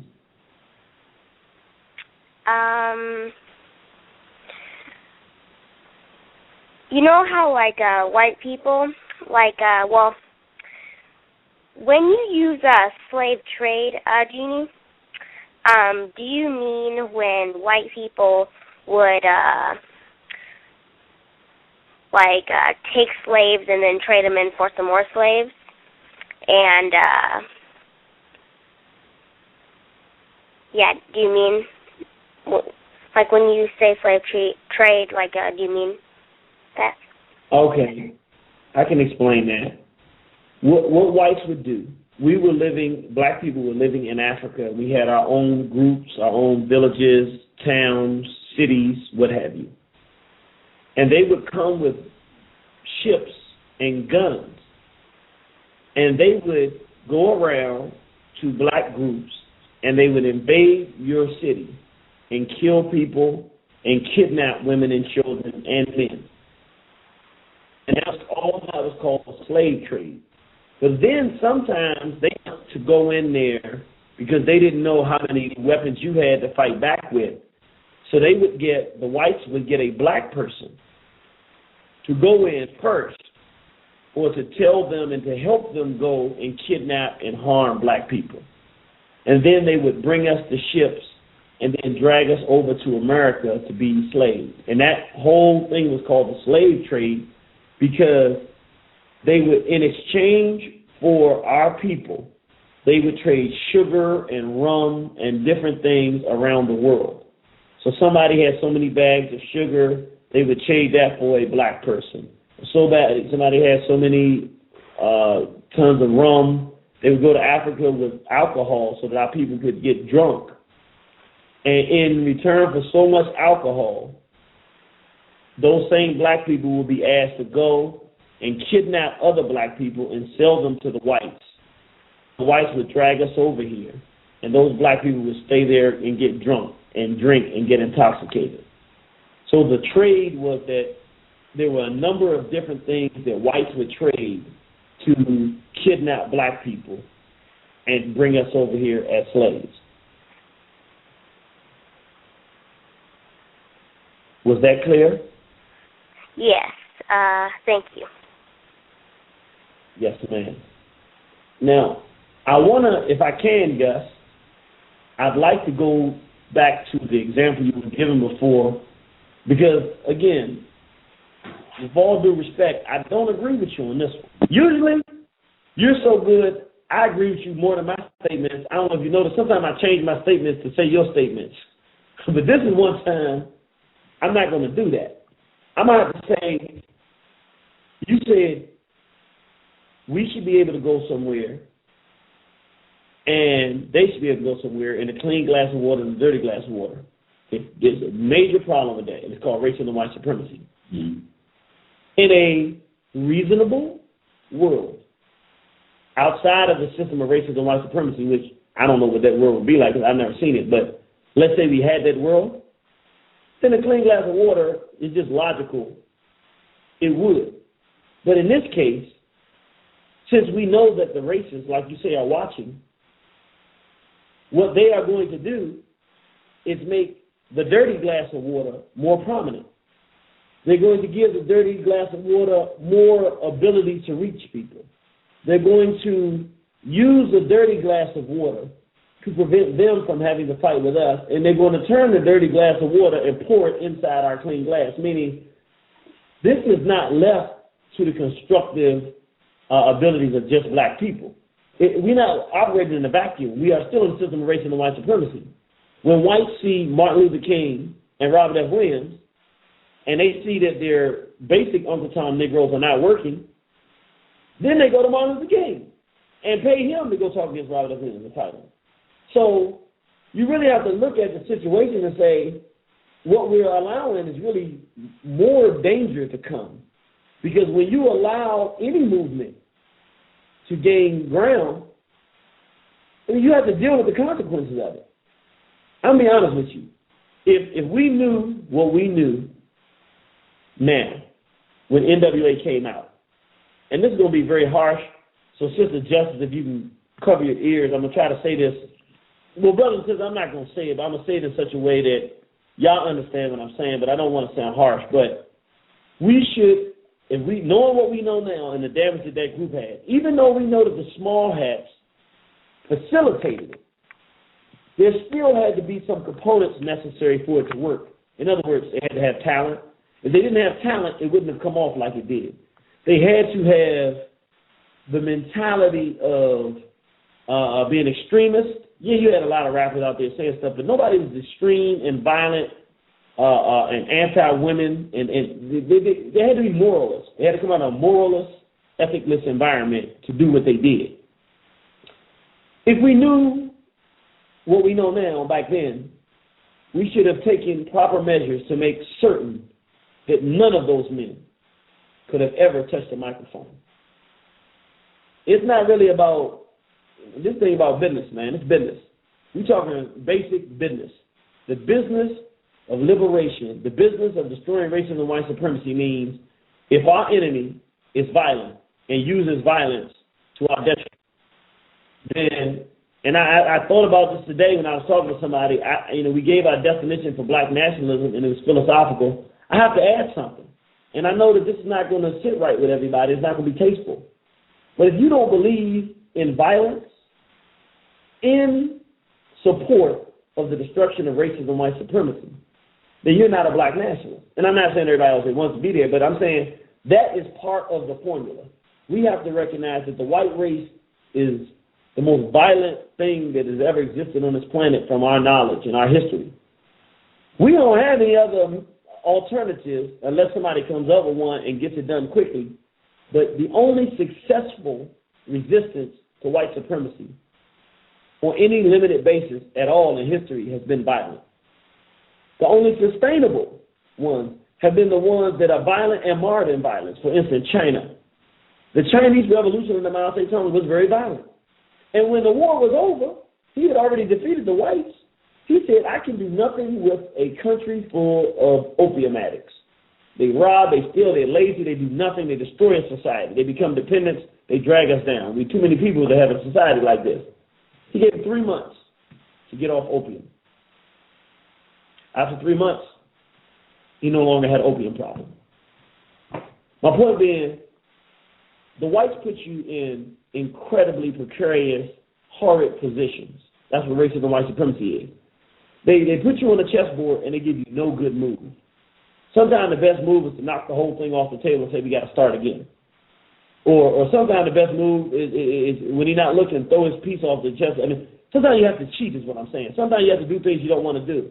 If we are really going to have a sustainable movement, we have to understand. We have to change our mentality enough to say, okay, yes, everybody has a right to give their opinion. And most times when someone is doing something, we can say to them, hey, I don't agree with what you're doing, that's wrong, and put the clean glass of water up against the dirty glass of water. But we have to become discernible people, the ones that are leaders, not everybody, but the leaders got to be discernible. What is the threat to what we're doing? So for instance, like right now, we got like 4 or 5 humongous threats that really, only one of these things we should be facing at one time, but because we have had a lack of movement and organized warfare for the last 30 or 40 years or so, really 30 years strong, we haven't had anything really fighting. They have a multitude of serious battles going on. One, the complete assault and recolonization of Africa and depopulation of Africa so that they can move in and take that as their homeland. That is a huge, it's of such magnitude and proportions, it's difficult to put into words. That's serious. But in addition to that, just internally, they have created a white sex problem, homosexuality and pedophilia. There's no nice way to deal with this. There's no nice way to tell someone that molests children to stop. There's no way to fix them except to fix them. I didn't make these rules up. I'm just talking real talk. A guy who wants to be with another male and a female that wants to be with another female that won't stop and is dedicated to that lifestyle is going to destroy any potential for a future for our people. You cannot move forward with that. Integration, dating and marrying outside of our race is the worst form of racial treason because essentially you're giving the race away. I mean, when Brother Gus, this is one thing we will agree on. Integration is a key element in the destruction of black civilization. We had black civilization. We don't have it now because of racism and white supremacy. And what was the main thing that we did to help cause our demise? Integrating with whites. Social, sexual, philosophical, cultural integration with whites has destroyed us as a race of people. We should not be laying in bed with whites. Now, that is a more difficult thing to do because that essentially you have to convince the person not to do that because you can't necessarily monitor it. But we can definitely make a person feel uncomfortable around us when they're doing this. But some stuff, we have to literally say, you cannot be in the black community doing this stuff. We can't have men chasing our sons sexually in our community. There's no way to negotiate that and navigate it. And we can't let him go to the next neighborhood and do it. I mean, we have some real difficult decisions to make here, brothers and sisters. And I'm going to say this.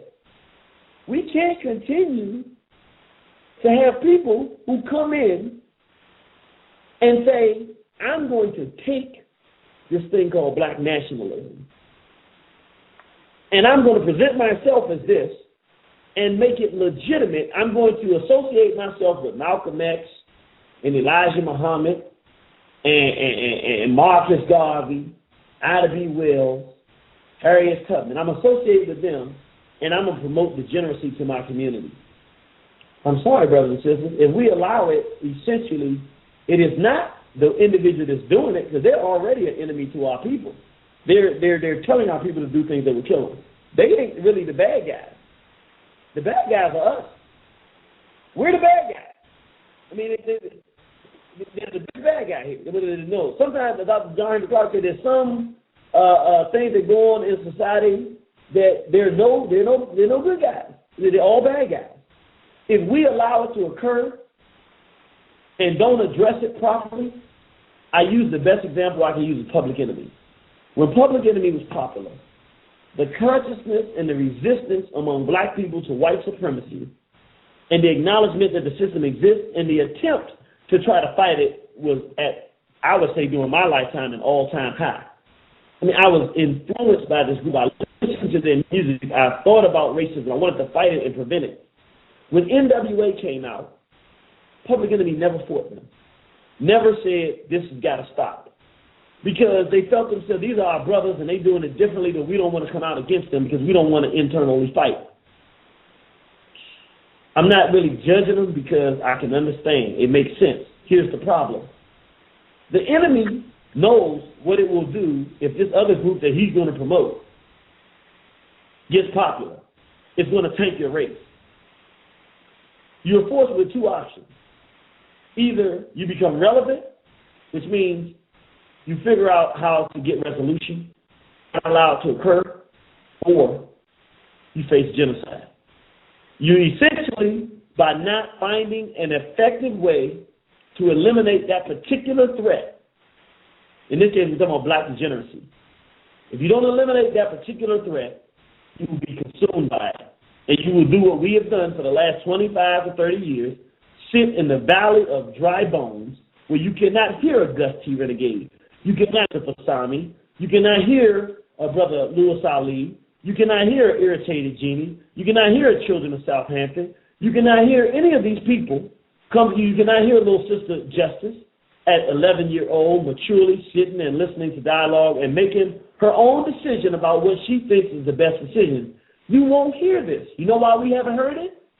Because degeneracy took over if all our people are tuned into now is degeneracy.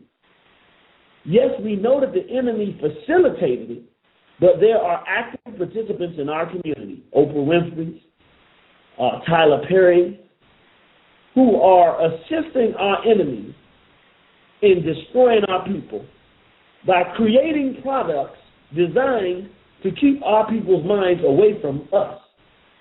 And I hate to do it. I mean, that's why the crackers had civil wars too. That's why they had a civil war. Some crackers said we're going to keep the system of slavery like it is. The other crackers said no. Haitian Revolution and Nat Turner, we're changing to a new system because we do not want our labor base to turn on us and start killing us because it will destroy this country. They fought over that. We got to fight over, is decency a part of being a black person? Is that part of our culture and something we're going to keep, or is it not? If it is, it's a fight. It ain't really a debate. It's a debate for someone who's reasonable that we can sit down and talk to. But for those committed to making black people indecent and literally committed to forcing indecency on black people, it's a war. I mean, they ain't talking about it. They're doing it. They're taking a black child who, if they heard the right message, would have pride and dignity and feel good about themselves and want to fight white supremacy, into somebody who is thinking, yeah, I'm going to end. Are we going to allow them to take those people from us? I mean, I'll be quite honest. I'm listening right now, and I love and appreciate my little sister, Justice. I'm listening. He had an impact. She's not certain. I mean, I'm listening. I know what y'all want to hear one. She's brilliant. She's strong. But she didn't like the way he was talking, but he was making something. She's confused. That's dangerous. Because before that, she wasn't confused. She knew right from wrong. She knew decent. We didn't even have to use the word decency because we know that we have an 11-year-old on the phone. And I don't know if the brother knew that before he called in or not, but I'm saying we know that, and so we try to be as decent as possible. I particularly try not to curse. I didn't say I don't, but I try not to because I have an 11-year-old on the phone. And I should be able to make the same point that we're going to fight white supremacy without sitting here being involved in degenerate. And I know how to be degenerate. I've done a very good job of it. I'm still work in progress. People shouldn't even curse anyways. What'd she say? Oh, I said that people shouldn't even curse anyways. Oh, we cursing. I agree with you, and I'm working on it, young lady. I'm working on it. I'm gonna work on it for my little sister Justice. And I don't mean beat SETI physically. I just mean like talk to him, or actually not even talking to him, just like telling non-white people not to listen to him. That's what I mean, like by beaten. I mean beaten in that case. Yes, ma'am. Yeah, just wanted to clarify. Do we have any calls, Brother Gus? Yes, sir. Yes, sir. Quite a few folks called in. Can I make one quick comment real quick? Yes, sir. Okay. I too was a big Public Enemy fan. I went to PE concerts, and Professor Griff has been on the show twice, so I was a big fan. They had an impact. I do recall, I believe it was on the Fear of a Black Planet album. I might be incorrect, but I think that's the one, where I believe it's even on Welcome to the Terror Dome, if I want to be real specific. I believe Chuck D's verse is, every brother ain't a brother 'cause of color. I believe that's the verse. Yes, sir. That one stuck with me. And I guess a lot of it goes back to what Justice and I were saying on the program today about our confusion about what needs to be a black person, about what black nationalism means, if such a thing can even exist under the system of white supremacy. I do not look, and that's why I said I don't reference black people as brother and sister under these conditions, because we don't treat each other in a familiar way under the system of white supremacy. It just doesn't happen. And I don't think it's going to happen. White supremacy is dedicated to destroying black families. I believe that's directly from Dr. Baruti, I believe. In complementarity, it is. He says it explicitly in complementarity. So I don't do those things. And people say it sounds harsh, which it does, but it's true, unfortunately, I think. And what it does, at least for me, is I feel like because I'm honest with myself in that regard, it gives me protection for any individual that comes out that happens to be black and says, I'm a black nationalist, whatever that means, I'm for black liberation. I do not assume just because it's a black person and they have on red, black, and green that they are for the betterment of me and other black people. And unfortunately, I think a lot of black people who are still confused and, like I said, immature, I don't think they have that. And they especially do not have that protection of thinking just because this person is black, they're on my team. We have the common interest of black liberation, black nationalism, replace white supremacy with justice. I definitely understand the logic of what you're saying, but I can see Black Panthers and the U.S. slaves. I don't know if people know about that whole conflict. So I have a degree in history. Somebody got an attitude the other day. I'm not just up here rambling or what have you. I paid attention in class.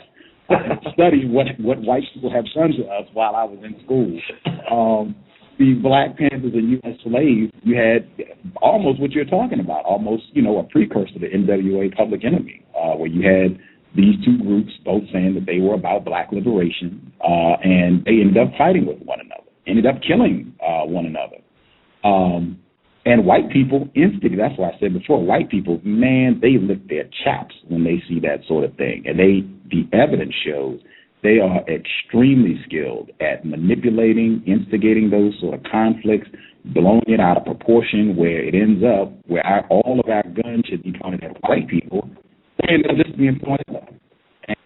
And I feel like in this system, it's easy for white people to find a SETI, and I'm not saying that they did, but just to find someone like SETI that they can put out and put some money behind, put some promotion behind, have them all over television or movies or anything else in the system. It's easy for them to do that. And I feel like even if someone did, black people decide, SETI is not good for our people, we're going to go get at him.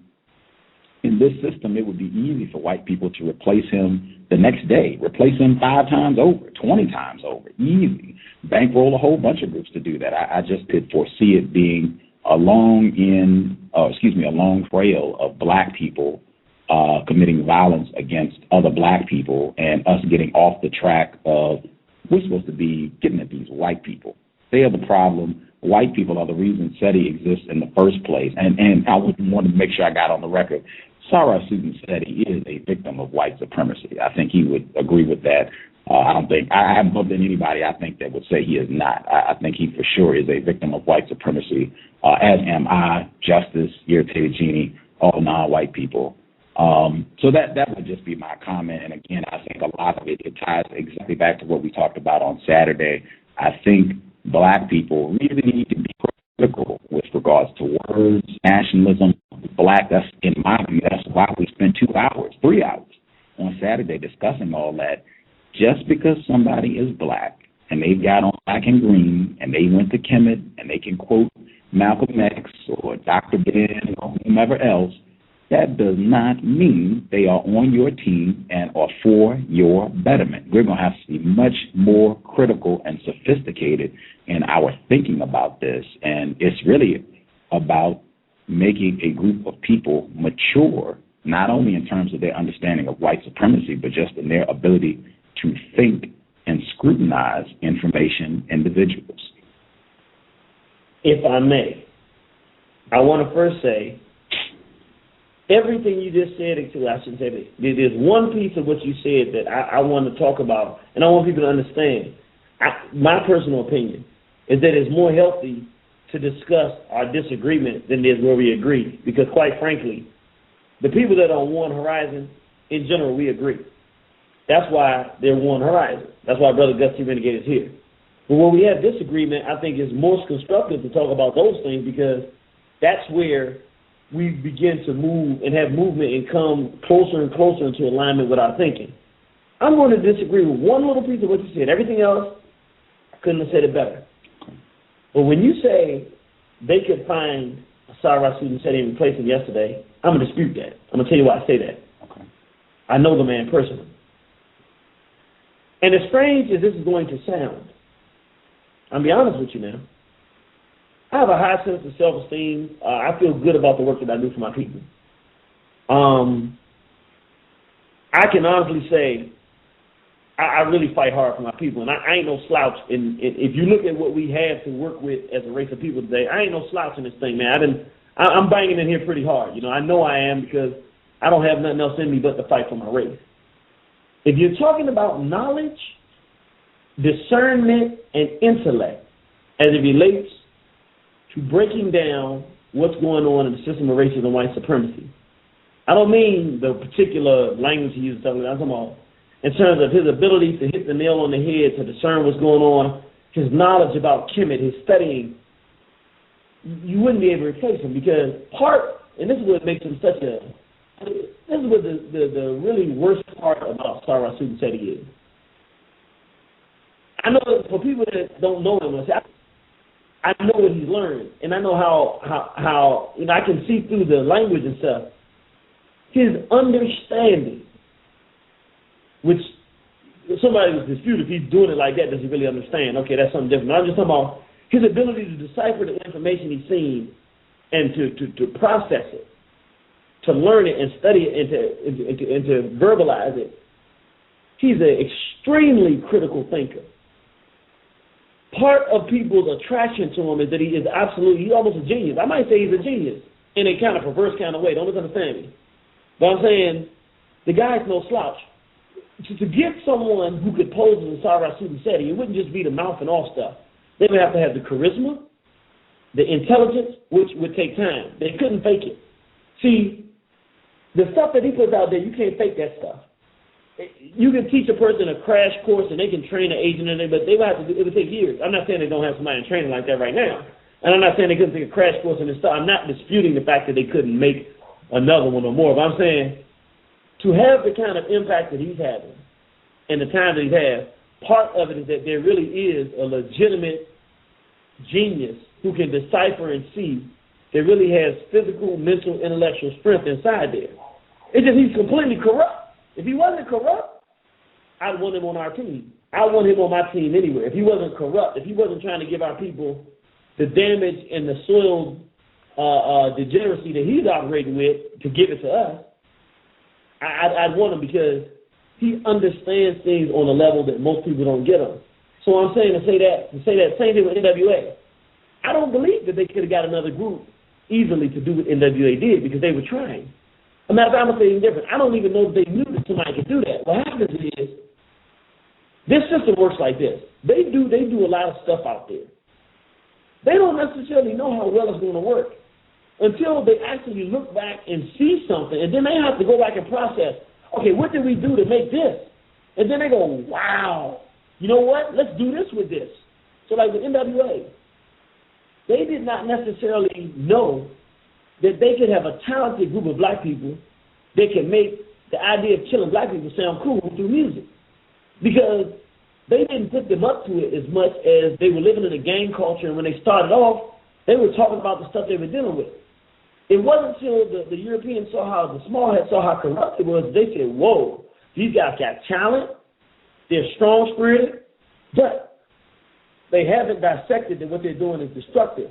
If we feed them to keep the degenerate part going and don't feed them on being F the police and the political part, we can create something that can be destructive for our people. And in doing it, they created what we call hip-hop today. But if NWA had not been there to come together, it is not a guarantee that they would have come up with that. The same thing with The Color Purple. I cannot honestly say that they would have made lesbianism explode without that particular film. Because there's some things that were done in that film that it worked so well, they have not been able to duplicate it. So literally, they just been rerunning The Color Purple. You do it in plays and shows and TV 5-10 times a week. It works so well, they're like, dang, how do we do it, the formula? But they can't necessarily duplicate each formula each time. And so when I say that, you get special people. There really are some special people. C.O.W.S is a special person. He's especially destructive, but he's special. If you don't have a leader of black degeneracy like him, who actually has the intellect and the charisma and all those kind of things, black degeneracy may die overnight. If even better, if C.O.W.S changed his mind and said, you know what, maybe you excuse this analogy, brothers and sisters, but this is the one I use. I'm going to urinate in my cup of water because that's how I like my cup, filthy. But I know that you don't drink water like that, so I'm going to take the jug and pour you a clean glass of water, even though I take my dirty glass of water and urinate in my cup. Instead of urinating in everybody's cup, and since we all out here thirsty for knowledge and understanding, make us all drink a dirty, filthy, urinated cup. You know, if he changed and did that, it would have a profound impact on what we're doing. Because he would show transformation, Kepara, what the ancestors put the information out there for, what going back to Kemet is all about. Kepara, you transform, you go from one person into a new person with a new understanding, with new values, and you become a greater attribute to yourself, your family, your people. If he transformed, those people that love him, many of them will say, man, if SETI stopped using the N-word because it's the wrong thing to do, I'll do that too. If SETI said we got to stop doing drugs too, man, if SETI said it, I'll do that too. And then, and I'm not saying he's going to do any of this stuff. I mean, he's going to do it, he'd have done it. But I'm saying if he did, it would be a problem for whites. Whites are going to have a new problem. As it stands, we have a problem. And so my point is, sometimes, and it's discernment. I could be wrong in everything I'm saying here now, but I'm just saying, it's intelligent to look in the past. It's sophisticated to analyze where you are today. But we have to also have people who are prophetic, because if you can't see where something is going, it's too late to wait till it gets there.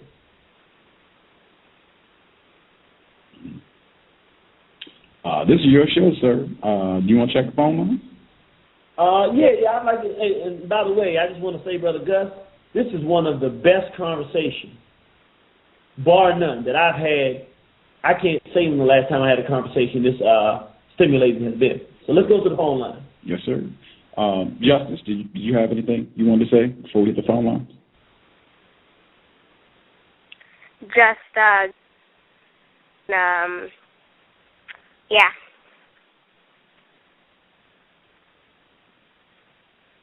You did have something to say or no? I just said that it was a great conversation. Oh, okay. Right on. Glad you were a part of it. Right on.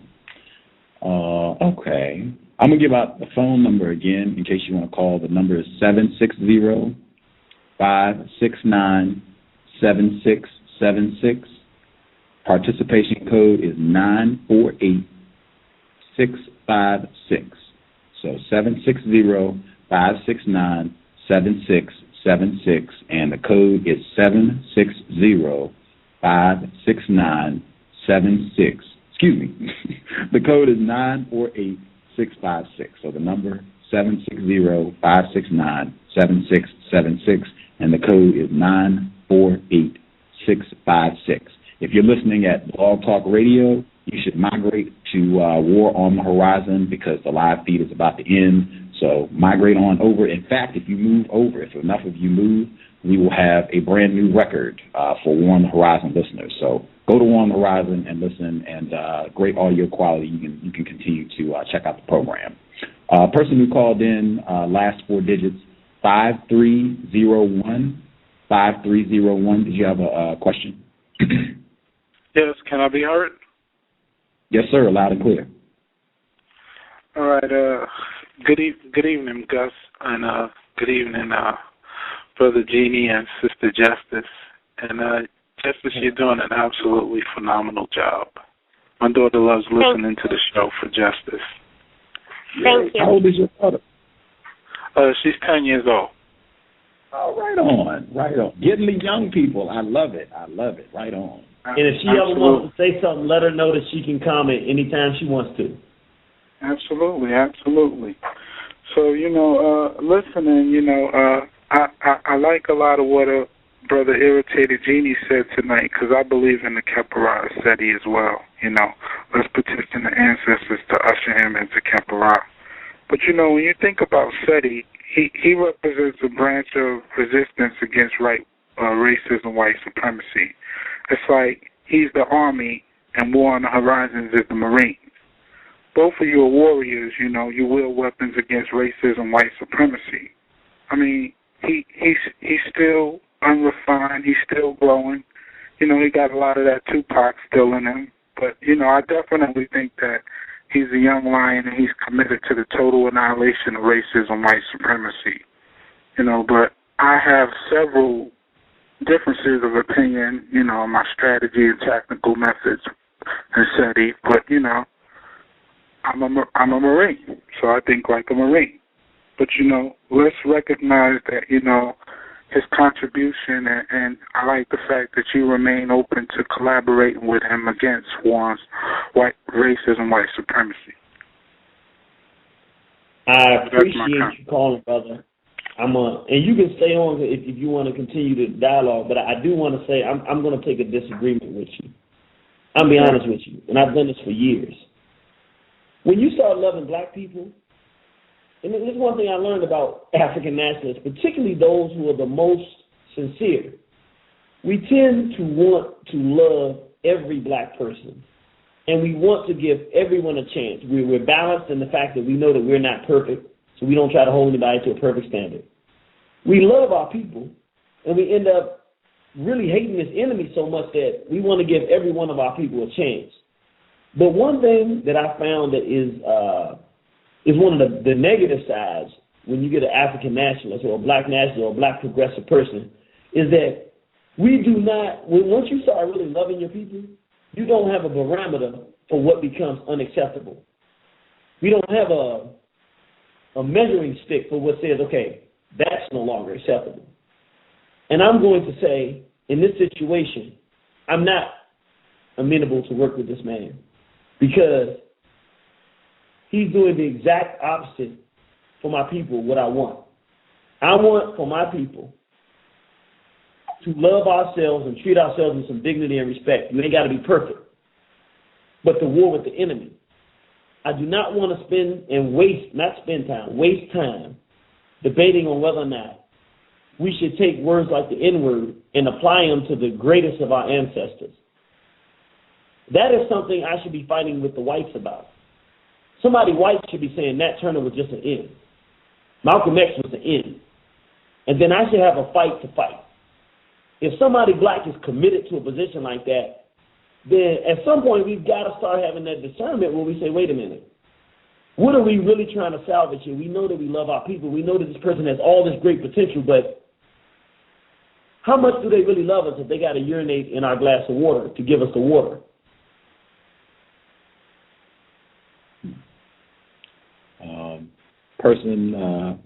Person who called in from a blocked number. It's a bunch of you all, so you know you guys just have to figure it out. Person who called in from a blocked number, you have a hand up. Good evening. Can I be heard? Yes, ma'am. We can hear you. Good evening to you, Gus, and good evening to Irritated Genie and to Justice, of course, my favorite host. Hello. Hello, Justice. You're doing a marvelous job, so keep up the good job that you're doing. But thank you. You're so welcome, dear. I have to agree with the Irritated Genie. I listened in on the show last night, and I had my hands up, but I did not want to pick up the call and have a discussion with him. So when you were calling for open mic, I just let it go and let the other callers have to talk because this was the most obnoxious things that I've ever heard in my life. I could understand that you want to get a point across, but when you have to think that you have an 11-year-old child that was on the phone and you were speaking to this 11-year-old, you would not want your children, if you are a decent human being, to be exposed to the language and the filth that was coming out of his mouth. I don't care how street level you want to get in order to get a point across. I found it was atrocious, and whatever he had to say, I would not even buy it. And I agree with the Irritated Genie. Whatever he has to say, and when he was taking Dr. Ben and Ashwa Kwesi was coming out of his mouth, I said if they knew that they're teaching that they gave to this brother, how he was using it they would be embarrassed that they ever opened up the books and give this to give him this knowledge, because he was a total disgrace to their memory. It was terrible, and I'm not a critic, and I'm like Gus. I don't like to confront black people because it always ends up becoming a shouting match, and it never ends up in anything positive. But what he did last night, it was the worst show I've ever listened to that Gus has ever put on. I've been listening to his show since last year, and that was the worst I've ever listened into. And I hope he does not come back on the show, because he is not someone that I would ever want to go and sit down and listen to, because he had nothing positive to say. Because I heard on Sister Nefertari's show that one of her guests said that somebody sold drugs in order to make the trip to Kemet. And then when he came on and he made the assertion that, yes, he did it, I could not believe it. I'll just let the others speak, because I was just in total shock. I could not believe it. I went to Kemet myself, and if I had to go to Kemet by prostituting and doing these sort of things, I need to stay home. I don't need to go like that. Mm-hmm.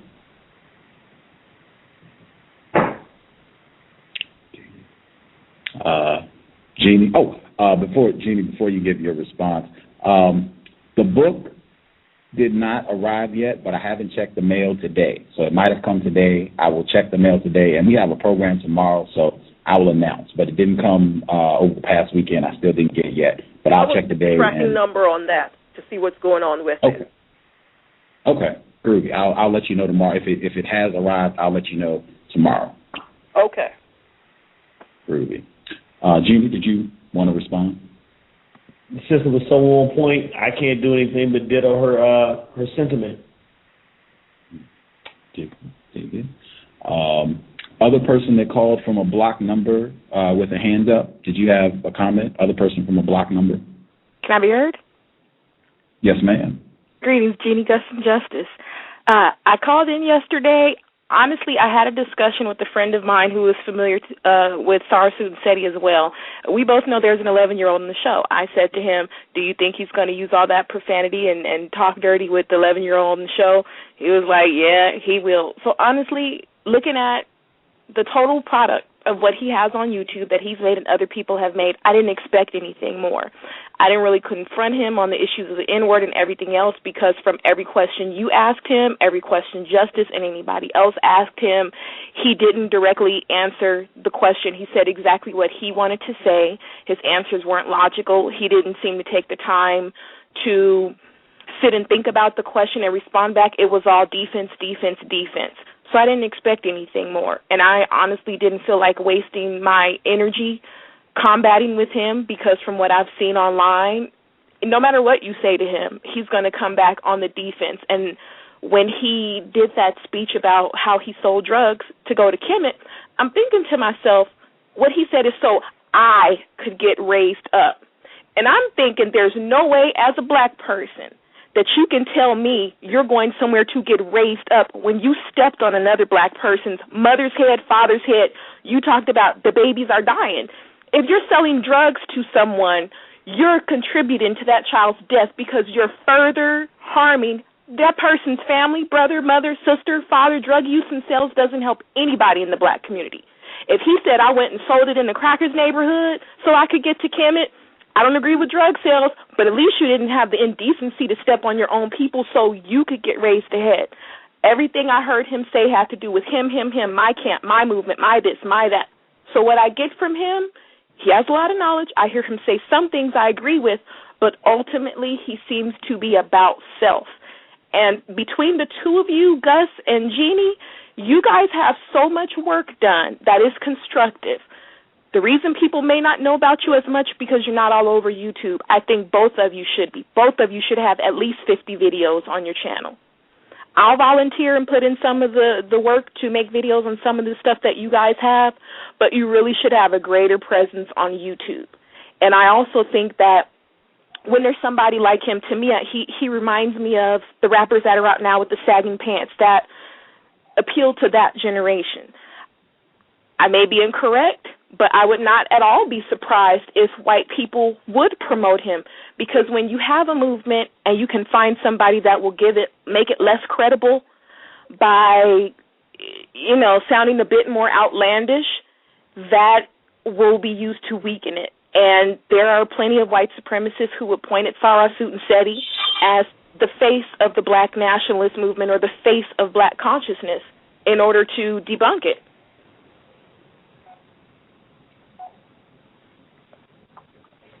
I agree. I agree. Again, another caller to hit that nail right on the head. What can I say? EbonyNewsChannel.blogspot.com. EbonyNewsChannel.blogspot.com. Incidentally, I would, I totally agree with everything, but the YouTube part in particular, I totally agree, and I would like to snatch more time to make some videos to put on YouTube, but my time has been consumed. We did, 19 programs last month and a lot, so I need to steal the time. I have my MacBook Pro now, and I have the ability to make videos, but I need to steal some time to do it. But if I can budget in some time, I will attempt to do that, to get some videos up. I think that's an excellent point, because he has videos all over YouTube. So. Yeah, we can make it a team. The sister just talked about bragging and me. You got to let all of the rest of us know how much we slipping. You had 19 shows, MacBook Pro. Okay, man. Okay, you look. Gus is better than the rest of us at this thing. We admit it. Gus rules the radio. Okay. Not most of y'all were here for the 19. You were twice, and Sister Nefertari was here. It was a lot of it with y'all. So yeah, we did 19 shows last month. But yeah, I will make an effort to do that. 818, did we interrupt you?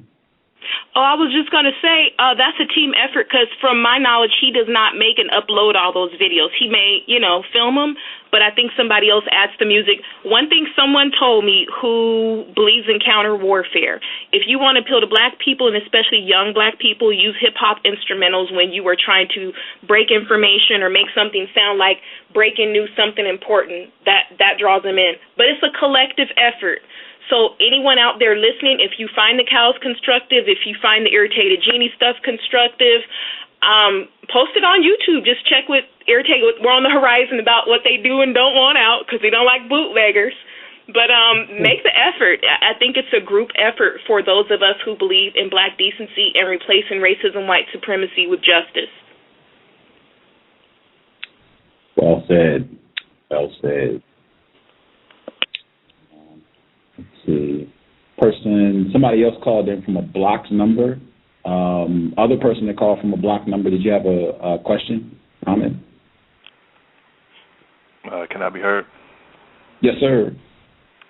Greetings, Gus, and Irritated Genie, Justice. I find myself just thinking, after hearing the comments and whatnot,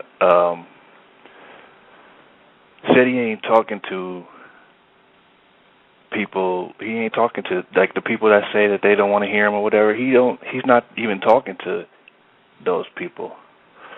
It's just strange a little bit. I'm just sitting here thinking about it, but I do believe that the lower gives way to the higher. And you guys, you're referring to the clean glass and the dirty glass.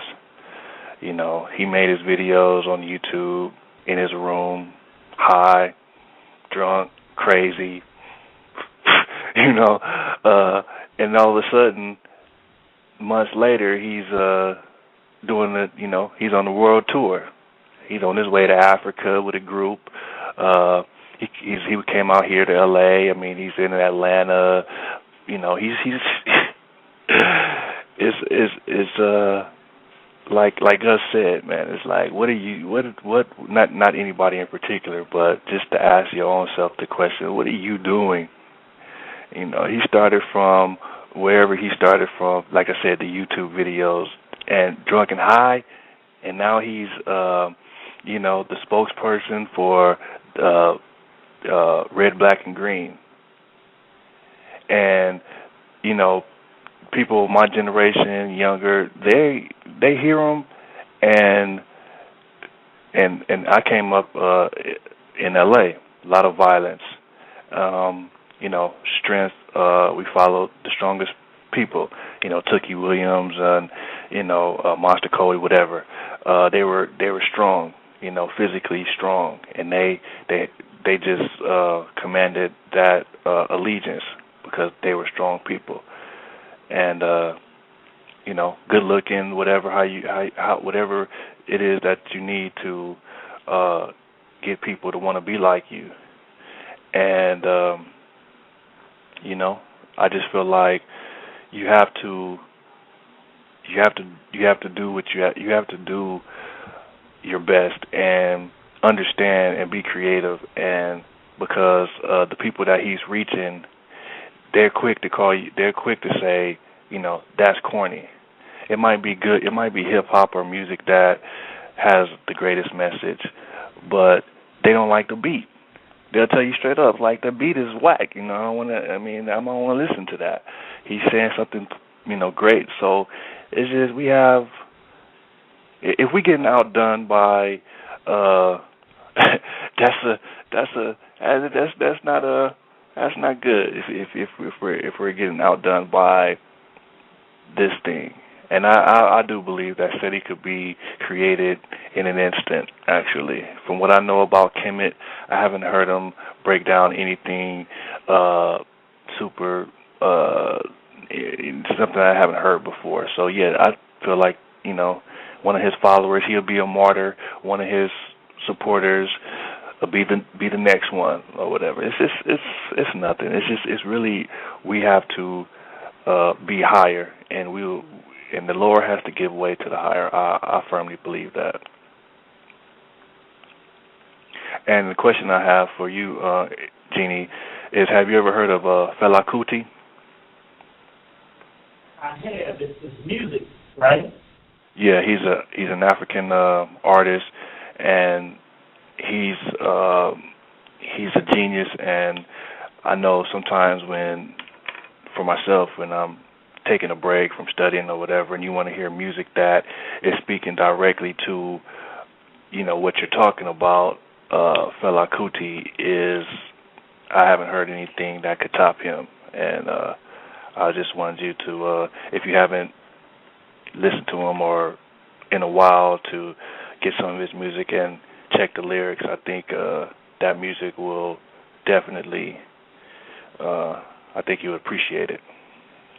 Do me a favor, brother, because actually, now that you ask it, I've heard the name before and heard a lot of people talk about it, but I've never heard one song by the brother.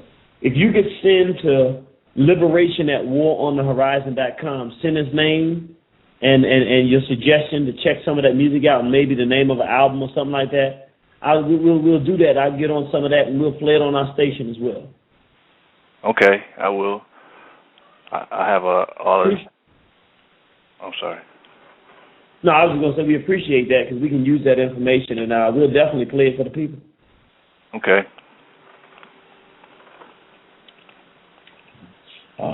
Thank you, 909. Thank you, sir. Person that called in, last four digits, 4096. 4096. Are you there with a question? Yeah, I have a comment and a question. I wanted to make a comment. How y'all doing? I'm sorry, man. How y'all doing? This is Brother Jeff from D.C. How you doing, soldier? What's up, Brother Irritated Genie? Doing good, man. How about yourself? I'm all right, brother. I'm all right.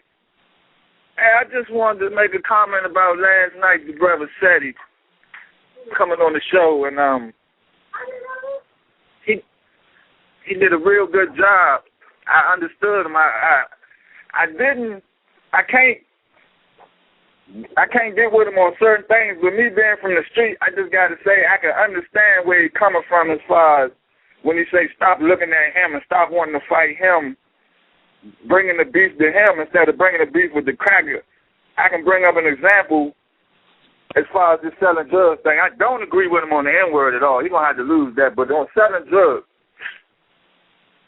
Spanish people out here, not the cracker, but now the number one, I believe the number one source of drugs coming into our community is coming from Hispanic Mexican people coming from over the border. I haven't heard not one word yet about nobody attacking those people for shipping those drugs into the community, poisoning us. Even though they're not the primary ones selling it, they bringing it in here, even more than the cracker. They working hand-in-hand with the cracker. And anybody working hand-in-hand with the cracker to destroy black people need to get banged on just like the cracker. Another thing I wanted to ask you, brother, Irritated Genie, was I was listening to Master Teacher Quasi, and I was listening to his story of Assad setting Haru, which he said that, and correct me if I'm wrong, but I thought I heard him say that a set turned into a bird and sucked the seed or gathered the seed from Assad, and that's how they conceived Haru. And then I have your story, you my teacher, and I have your story saying that his evil brother cut his body up in 14 pieces and spread it across the earth. So I just wanted to see if you can clarify that up for me, bro.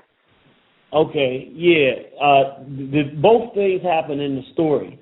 He was cut up, and his body was spread all across Kemet. And then it was not, she went and got all parts of his body. She got 13 parts. She couldn't find his penis, the phallus. So she put his parts back together, all but that part. And she did, her spirit transferred into a bird, and got the seed, but it's a spiritual thing because it wasn't actually a physical seed that existed because he was at that point physically dead. So it was his spirit impregnating her. A lot of times I don't mention the part that she turned into a bird. I don't mention that, but I say, she got impregnated in that process. So both of the things happened. He was not actually alive by the story physically. It was his spirit that was impregnating her. And what that meant was the decency of the man, the goodness of the man, the respect and honor that the man had. That is what impregnated that woman. So when she had that child, he became the embodiment and the rebirth of all that her husband was. So that the woman is the vessel, the black woman is the one that can carry life for our race, even in our physical absence. So that you as a man always want to pick a decent woman because you know that if anything were ever to happen to you in your absence, she would be the embodiment. She will pour your goodness and characteristics of decency, honor, self-respect, protecting themselves, all those things that the father, that the man would have put in the child. You pick the good woman, she knows who you are. She will make sure that your children will be a reflection of your ideas and your ideology in the future. That's what the story, part of what the story is about. Now, the second thing, as it relates to the drugs, and so everybody knows this is a good friend of mine. This brother here is a friend of mine, and I met the brother some months ago, and he actually invited us into the community to work with the people in the community to talk about some of the things that are going on. So I'm going to take some real strong disagreements with him, but this is my brother here. And I'm glad because he's only been in the movement and listening to what we're doing for a short period of time, but he ain't afraid to call up. He ain't afraid to put it out there, and I ain't going to be afraid to answer what he said. We need to understand something. One of the things we do as black people, and it's habitual, we always want to fight somebody other than a cracker. Like, black people will say stuff like, yeah, the Native Americans, they had slaves too. They're not our friends. Well, we have to become a balanced people, a reasonable people. Wait a minute now. First of all, how did the Native Americans enslave us? Did they go to Africa? No. Some of them participated in a white system of enslavement of black people when whites brought us over here.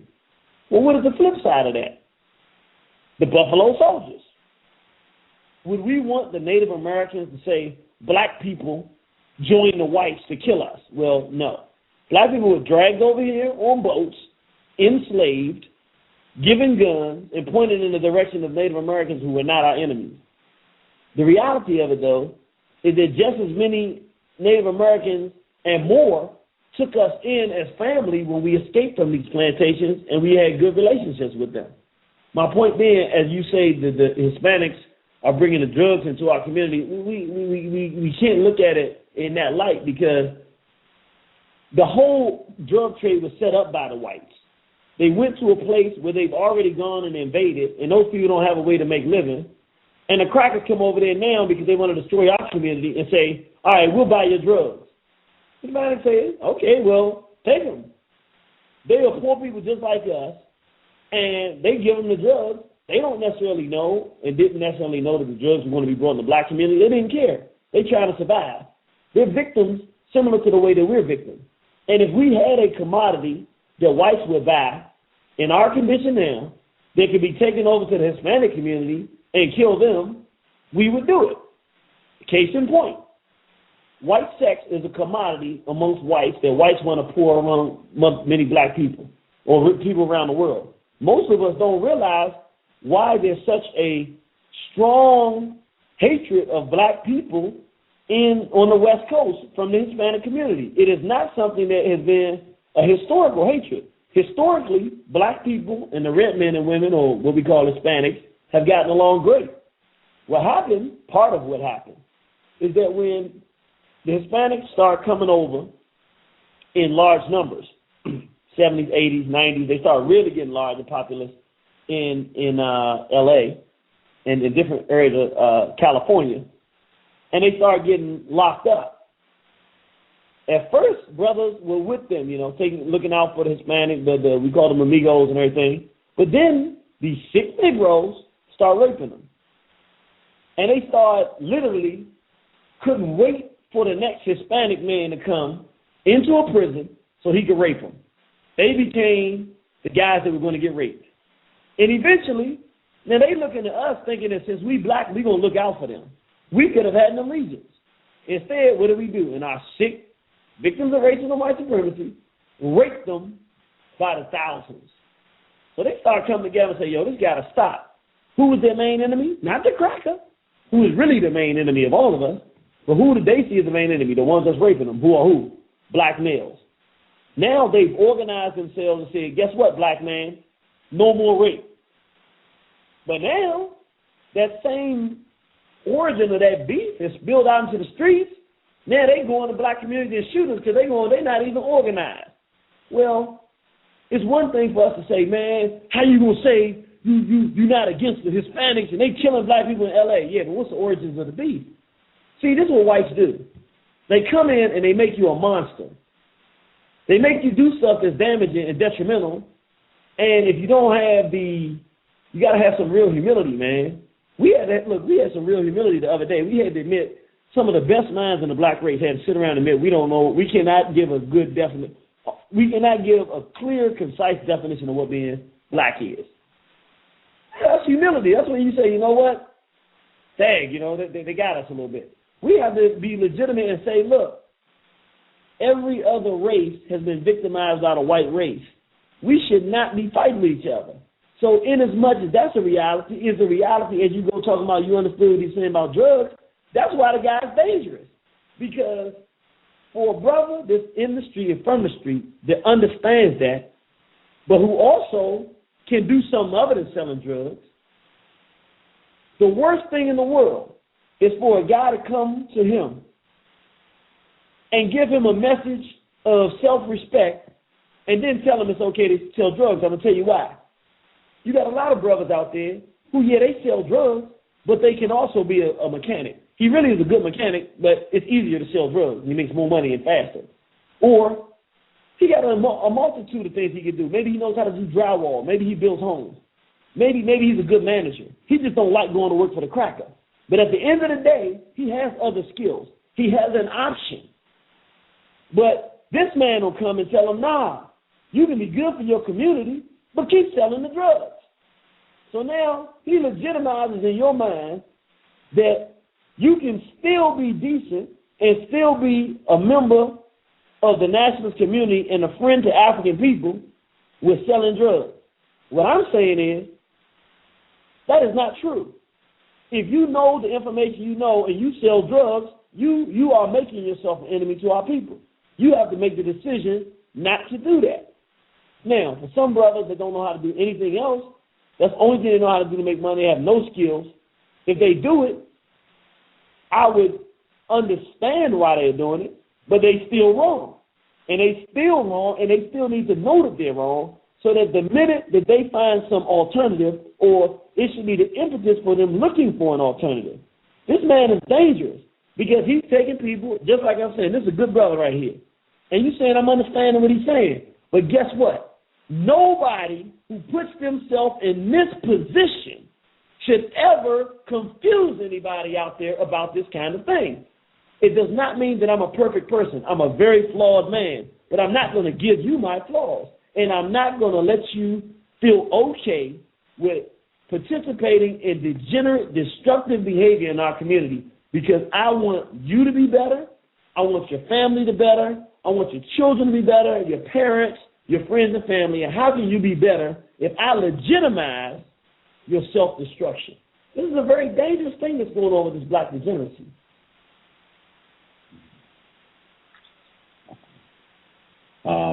Before I get the next call, I did want to make sure I announced a brand new record for live listens at War on the Horizon.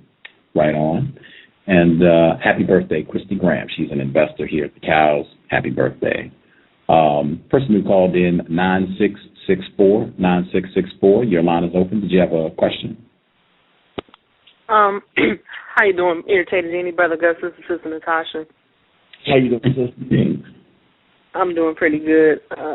One thing that I've noticed since the beginning of this whole controversy kicked off, specifically related to C.O.W.S. and Seti's admission of dealing drugs, is not only people condoning or giving him a pass. I mean, as was witnessed yesterday, people, defending the things that he says and the way in which he says them. But people always refer to him as if he's some sort of, like he's a teenager or some child prodigy that's coming into this movement with all this knowledge and everything, and he just needs to grow up. He just needs to mature. Give him a chance. Maybe he'll change. Maybe he won't. But I'm of an understanding that that he's not a young man. Am I correct in that assumption? I believe he's about 40 years old. Really? Oh, wow. You know that? I thought he was okay. I mean, I think that it's between 39 and 40, something like that.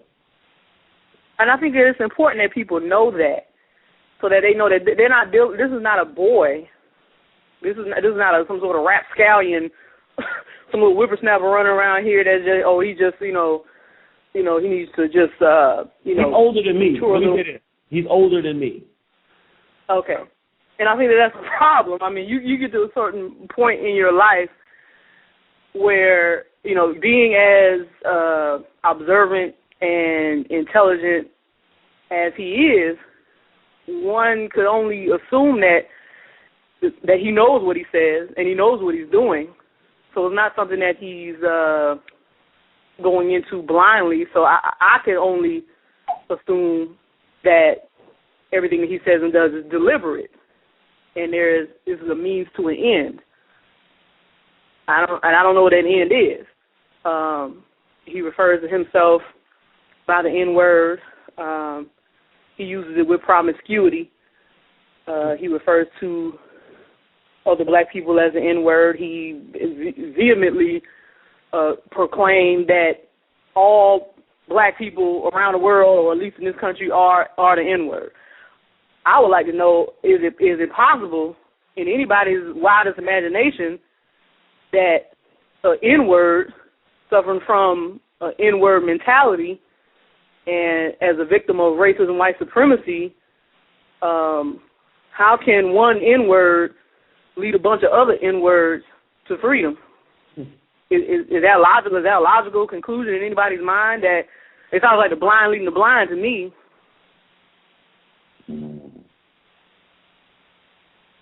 I don't see it calculating. It's not computing in my head that somebody who thinks that lowly of themselves and they think that lowly of other black people. Is this a person?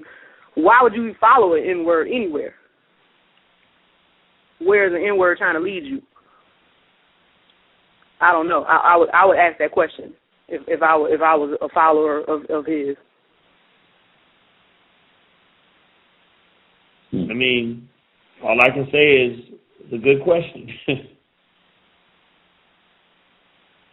He said he didn't want to take any more N-word questions, so I think he's apparently it seems like he gets a lot of questions about that. He seemed to have some defensiveness around that. Like I guess he gets challenged about that. I don't know. Even that's strange. Like I would think if people were questioning me about that on a regular basis, I might have to rethink my position. Like, is it really worth me having to go out and battle, 20, 30 people every time I go out to speak or do a radio program and they want to argue about this, me using the N-word? Like, maybe I can just let that go. That'll cut down on the amount of time I have to spend answering questions and defending my use of this term. But not only that, I'm sorry, I didn't mean to cut you off. Please go ahead. If this is something that we should turn a deaf ear to, we should just ignore it. It's just part of his speech pattern, just the way he talks. That's how people from the street talk. Then why is it so important?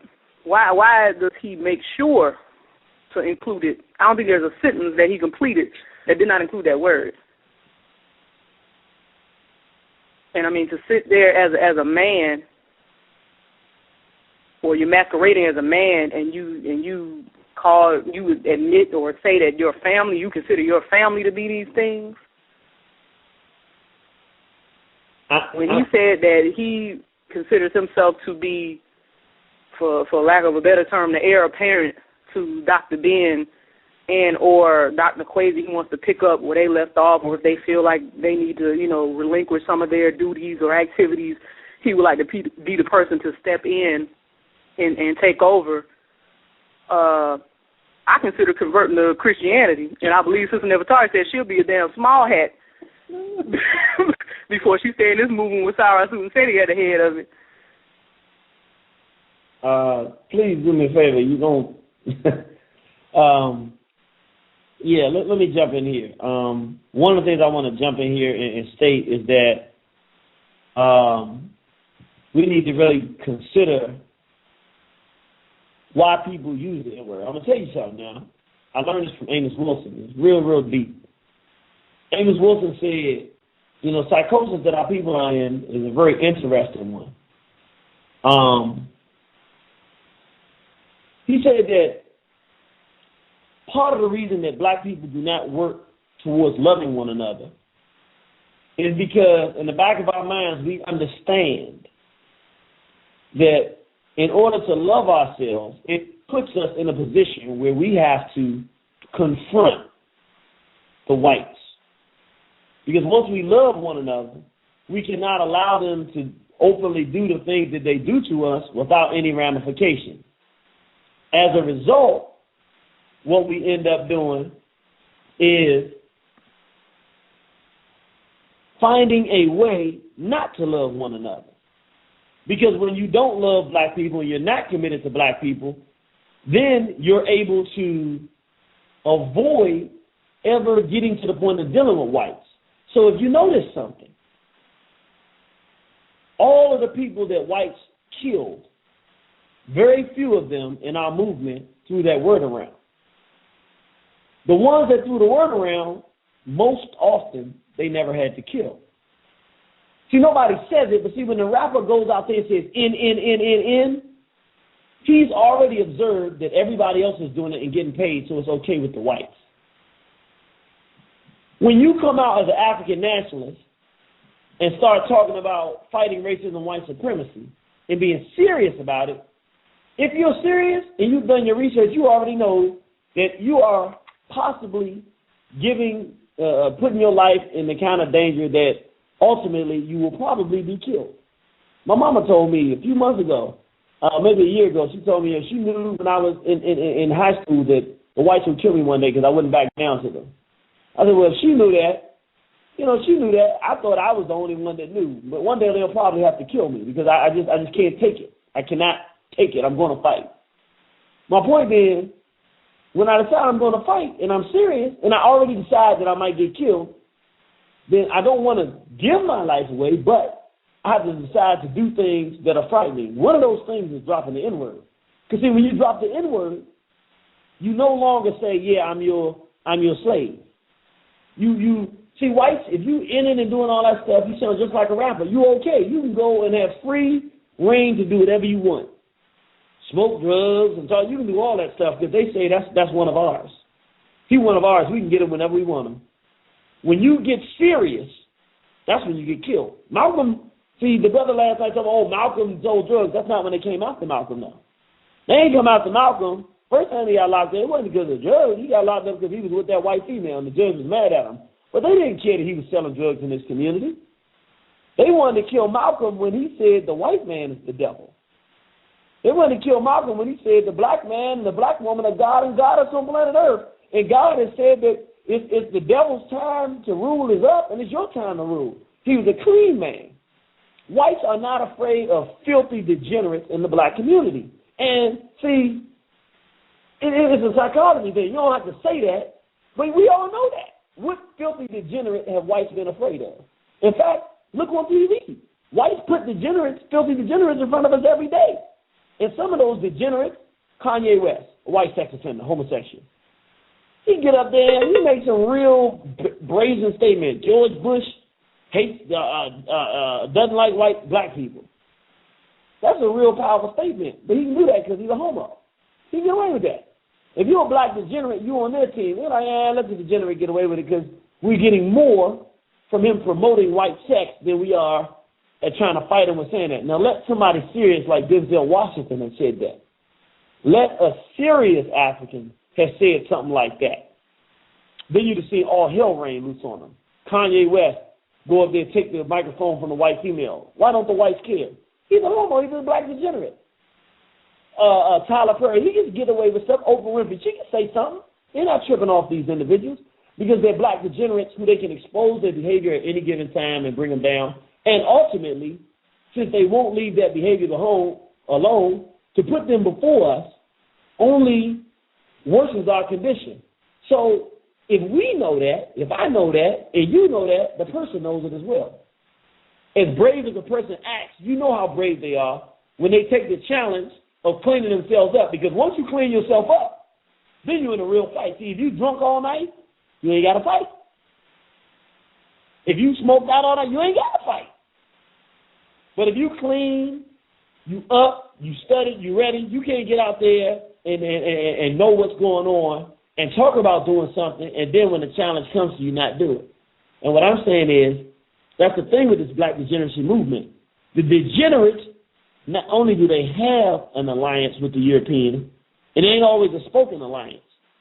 They know that they will not be penalized for their behavior as long as they remain degenerates.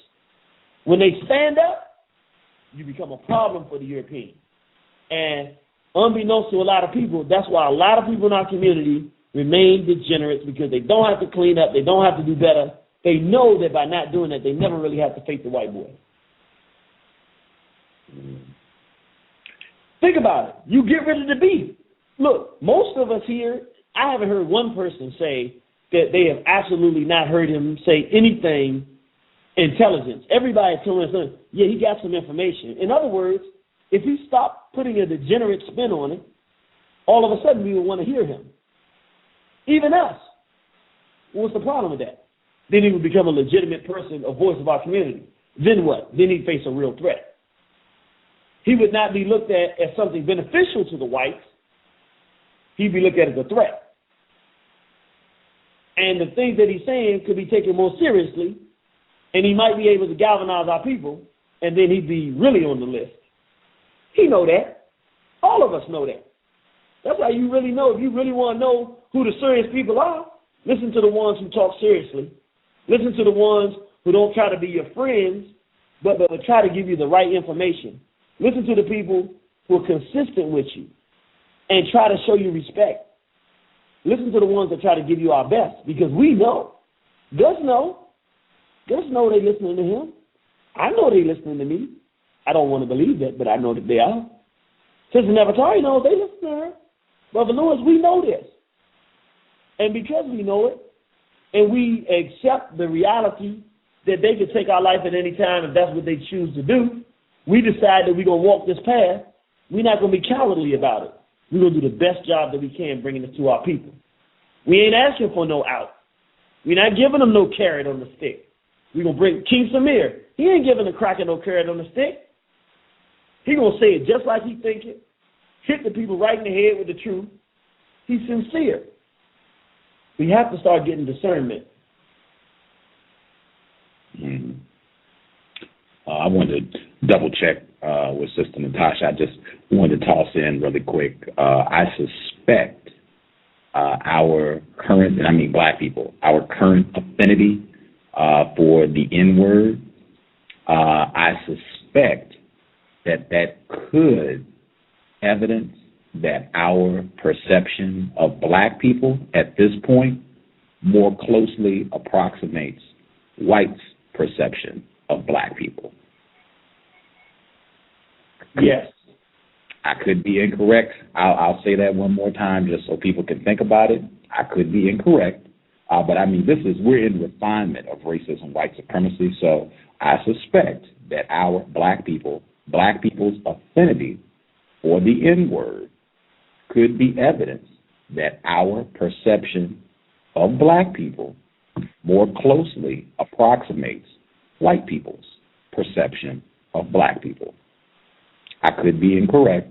And with just something to pay attention to, my observation, white people are and still seem to be much more upset about Kanye West's outburst with that white woman, suspected racist Taylor Swift, much more upset about that than his comment about George Bush. I could be incorrect, but I still hear white people complaining. He disrespected that. I can't believe it. Still upset about that. That was a year ago. George Bush, I don't even hear people talk about that anymore. That was the president. I don't even hear people make a comment about that anymore. Sister Natasha, did you have anything else or? Yes, I just wanted to share a quick story.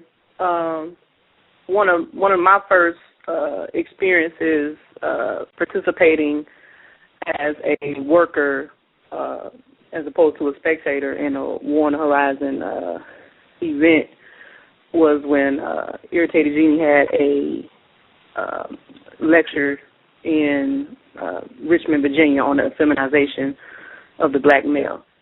And I believe it was on our way back, coming back to D.C.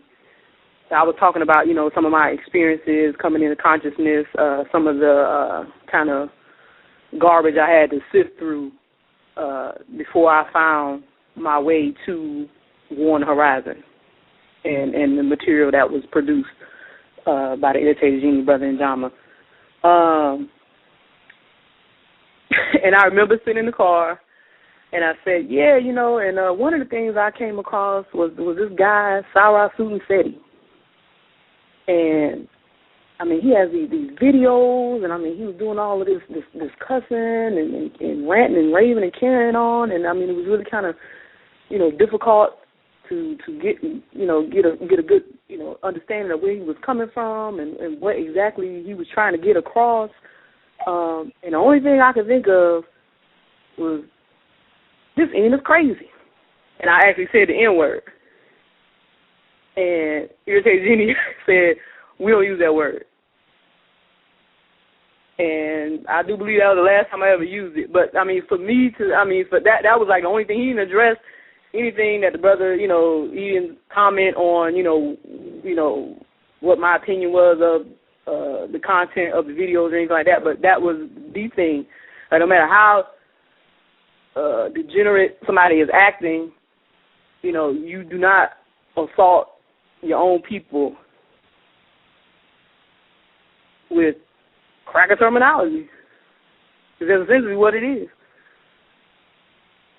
Don't assault your own people. Don't assault the dignity, the human dignity of another black person. Anybody who uses that word is an indicator that they're complicit in the destruction of black life. They don't care about you, and they're not trying to lift you up out of that condition. If you are suffering from an N-word, quote, N-word mentality. That's all I wanted to say. Sister Natasha, War on the Horizon staff, as I said, big-time supporter. I appreciate all of her assistance with the cows, and she listens to quite a few shows. I have noted. I appreciate it. Just trying to make this last one here. Person who called in, last four digits, 6325. Do you have a question? Yes. First off, can I be heard? Yes, sir. Oh, thank you. Yes, Gus, this is Bond Trader, and I did get your email. Hopefully you've gotten mine. Yes, sir. We've been quite busy because of the elections, these crackers elections and their change of power. The second thing I'd like to do is I'd like to thank you, the three of you on your show, especially Justice. I really appreciate her insight and yours, and definitely our guest. Brother Genie, you know me as someone else. You know my father very well. Yeah, I'm in the music biz, and I think we talked quite a bit. Yeah, and I wanted to commend you. I always thank everything you do. The first thing is I heard one of the archives talked about getting Claude Anderson, and I hope you do, because that's where I got my foundation for economics. And he's, of course, as an elder, he's seen a lot of things that, that I had to learn from. The second point that I would like to make is the C.O.W.S and the Sonnetters and all these other, degenerates. I always say a person can either be their own salvation or their own destruction, and of course the latter is definitely in the cards for them. And one of the reasons I say that, and fortunately it'll happen sooner or than later, is because of the path that they're leading too many down. Is these are individuals who peddle the works of brilliant scholars who spend their entire lives trying to help a people, okay? They peddle it as if it's their own knowledge, if it's something that came out of their own mouths.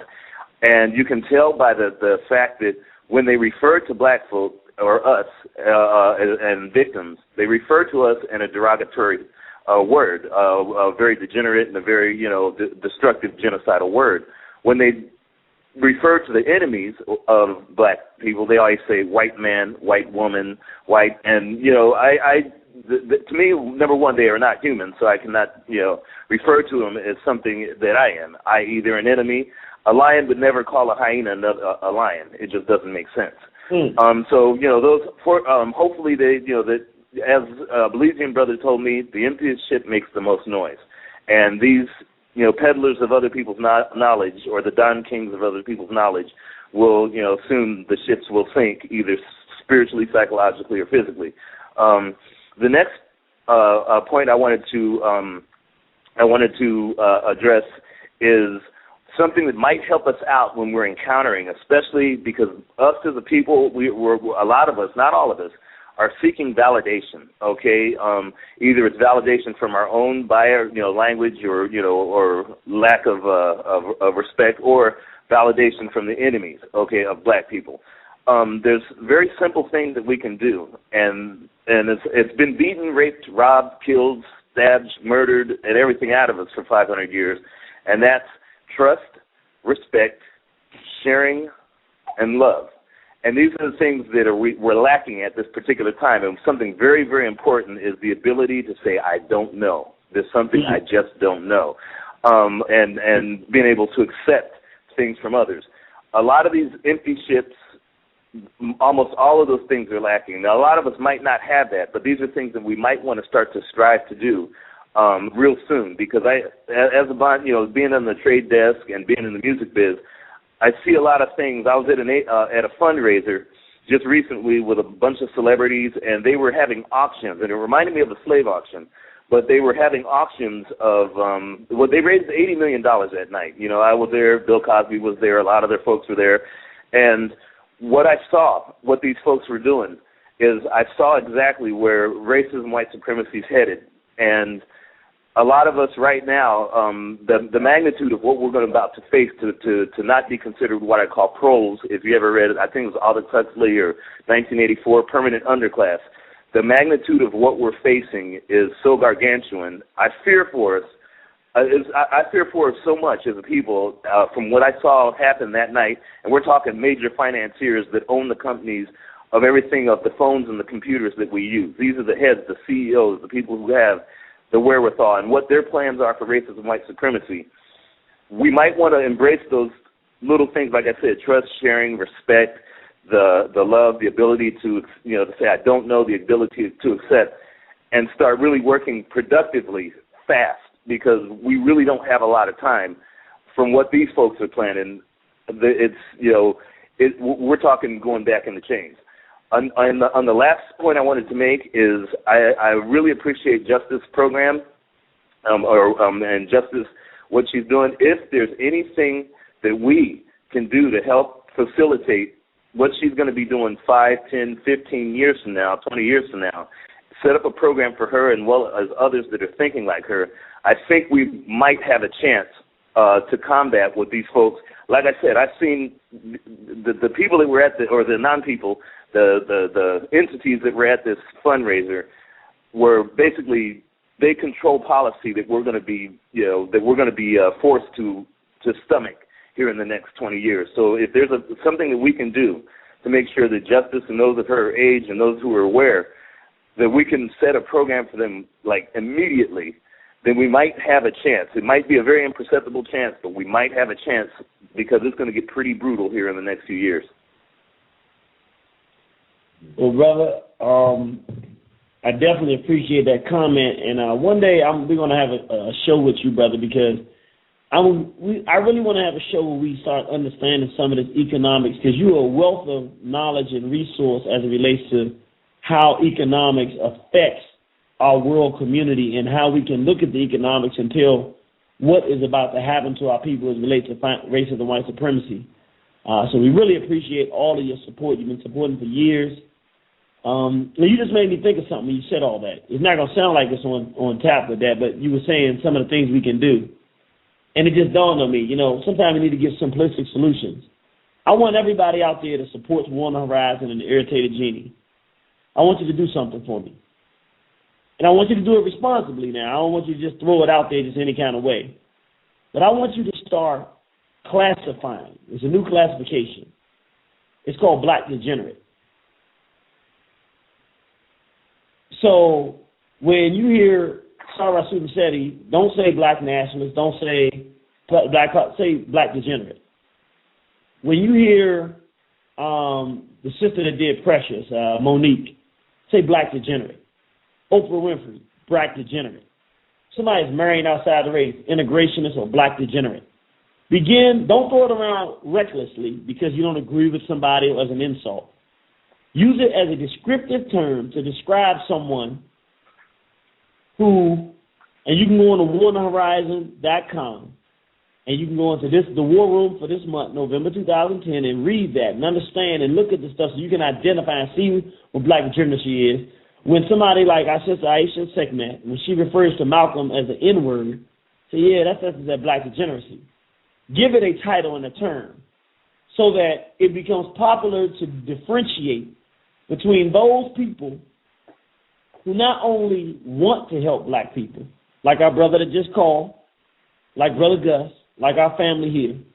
And it's not just us, there are other people out there doing great work. I mean, differentiate people, they don't have to be perfect, but difference between people that are trying to help or people who are doing more damage than they are good and who are advocating destructive behaviors that have been proven to be destructive towards Black people. The N-word, drugs in our community, unwarranted violence and abuse of one another, sexual degeneracy, white sex, homosexuality, pedophilia. These are things that have been proven: rape, murder of black people unjustly, love of white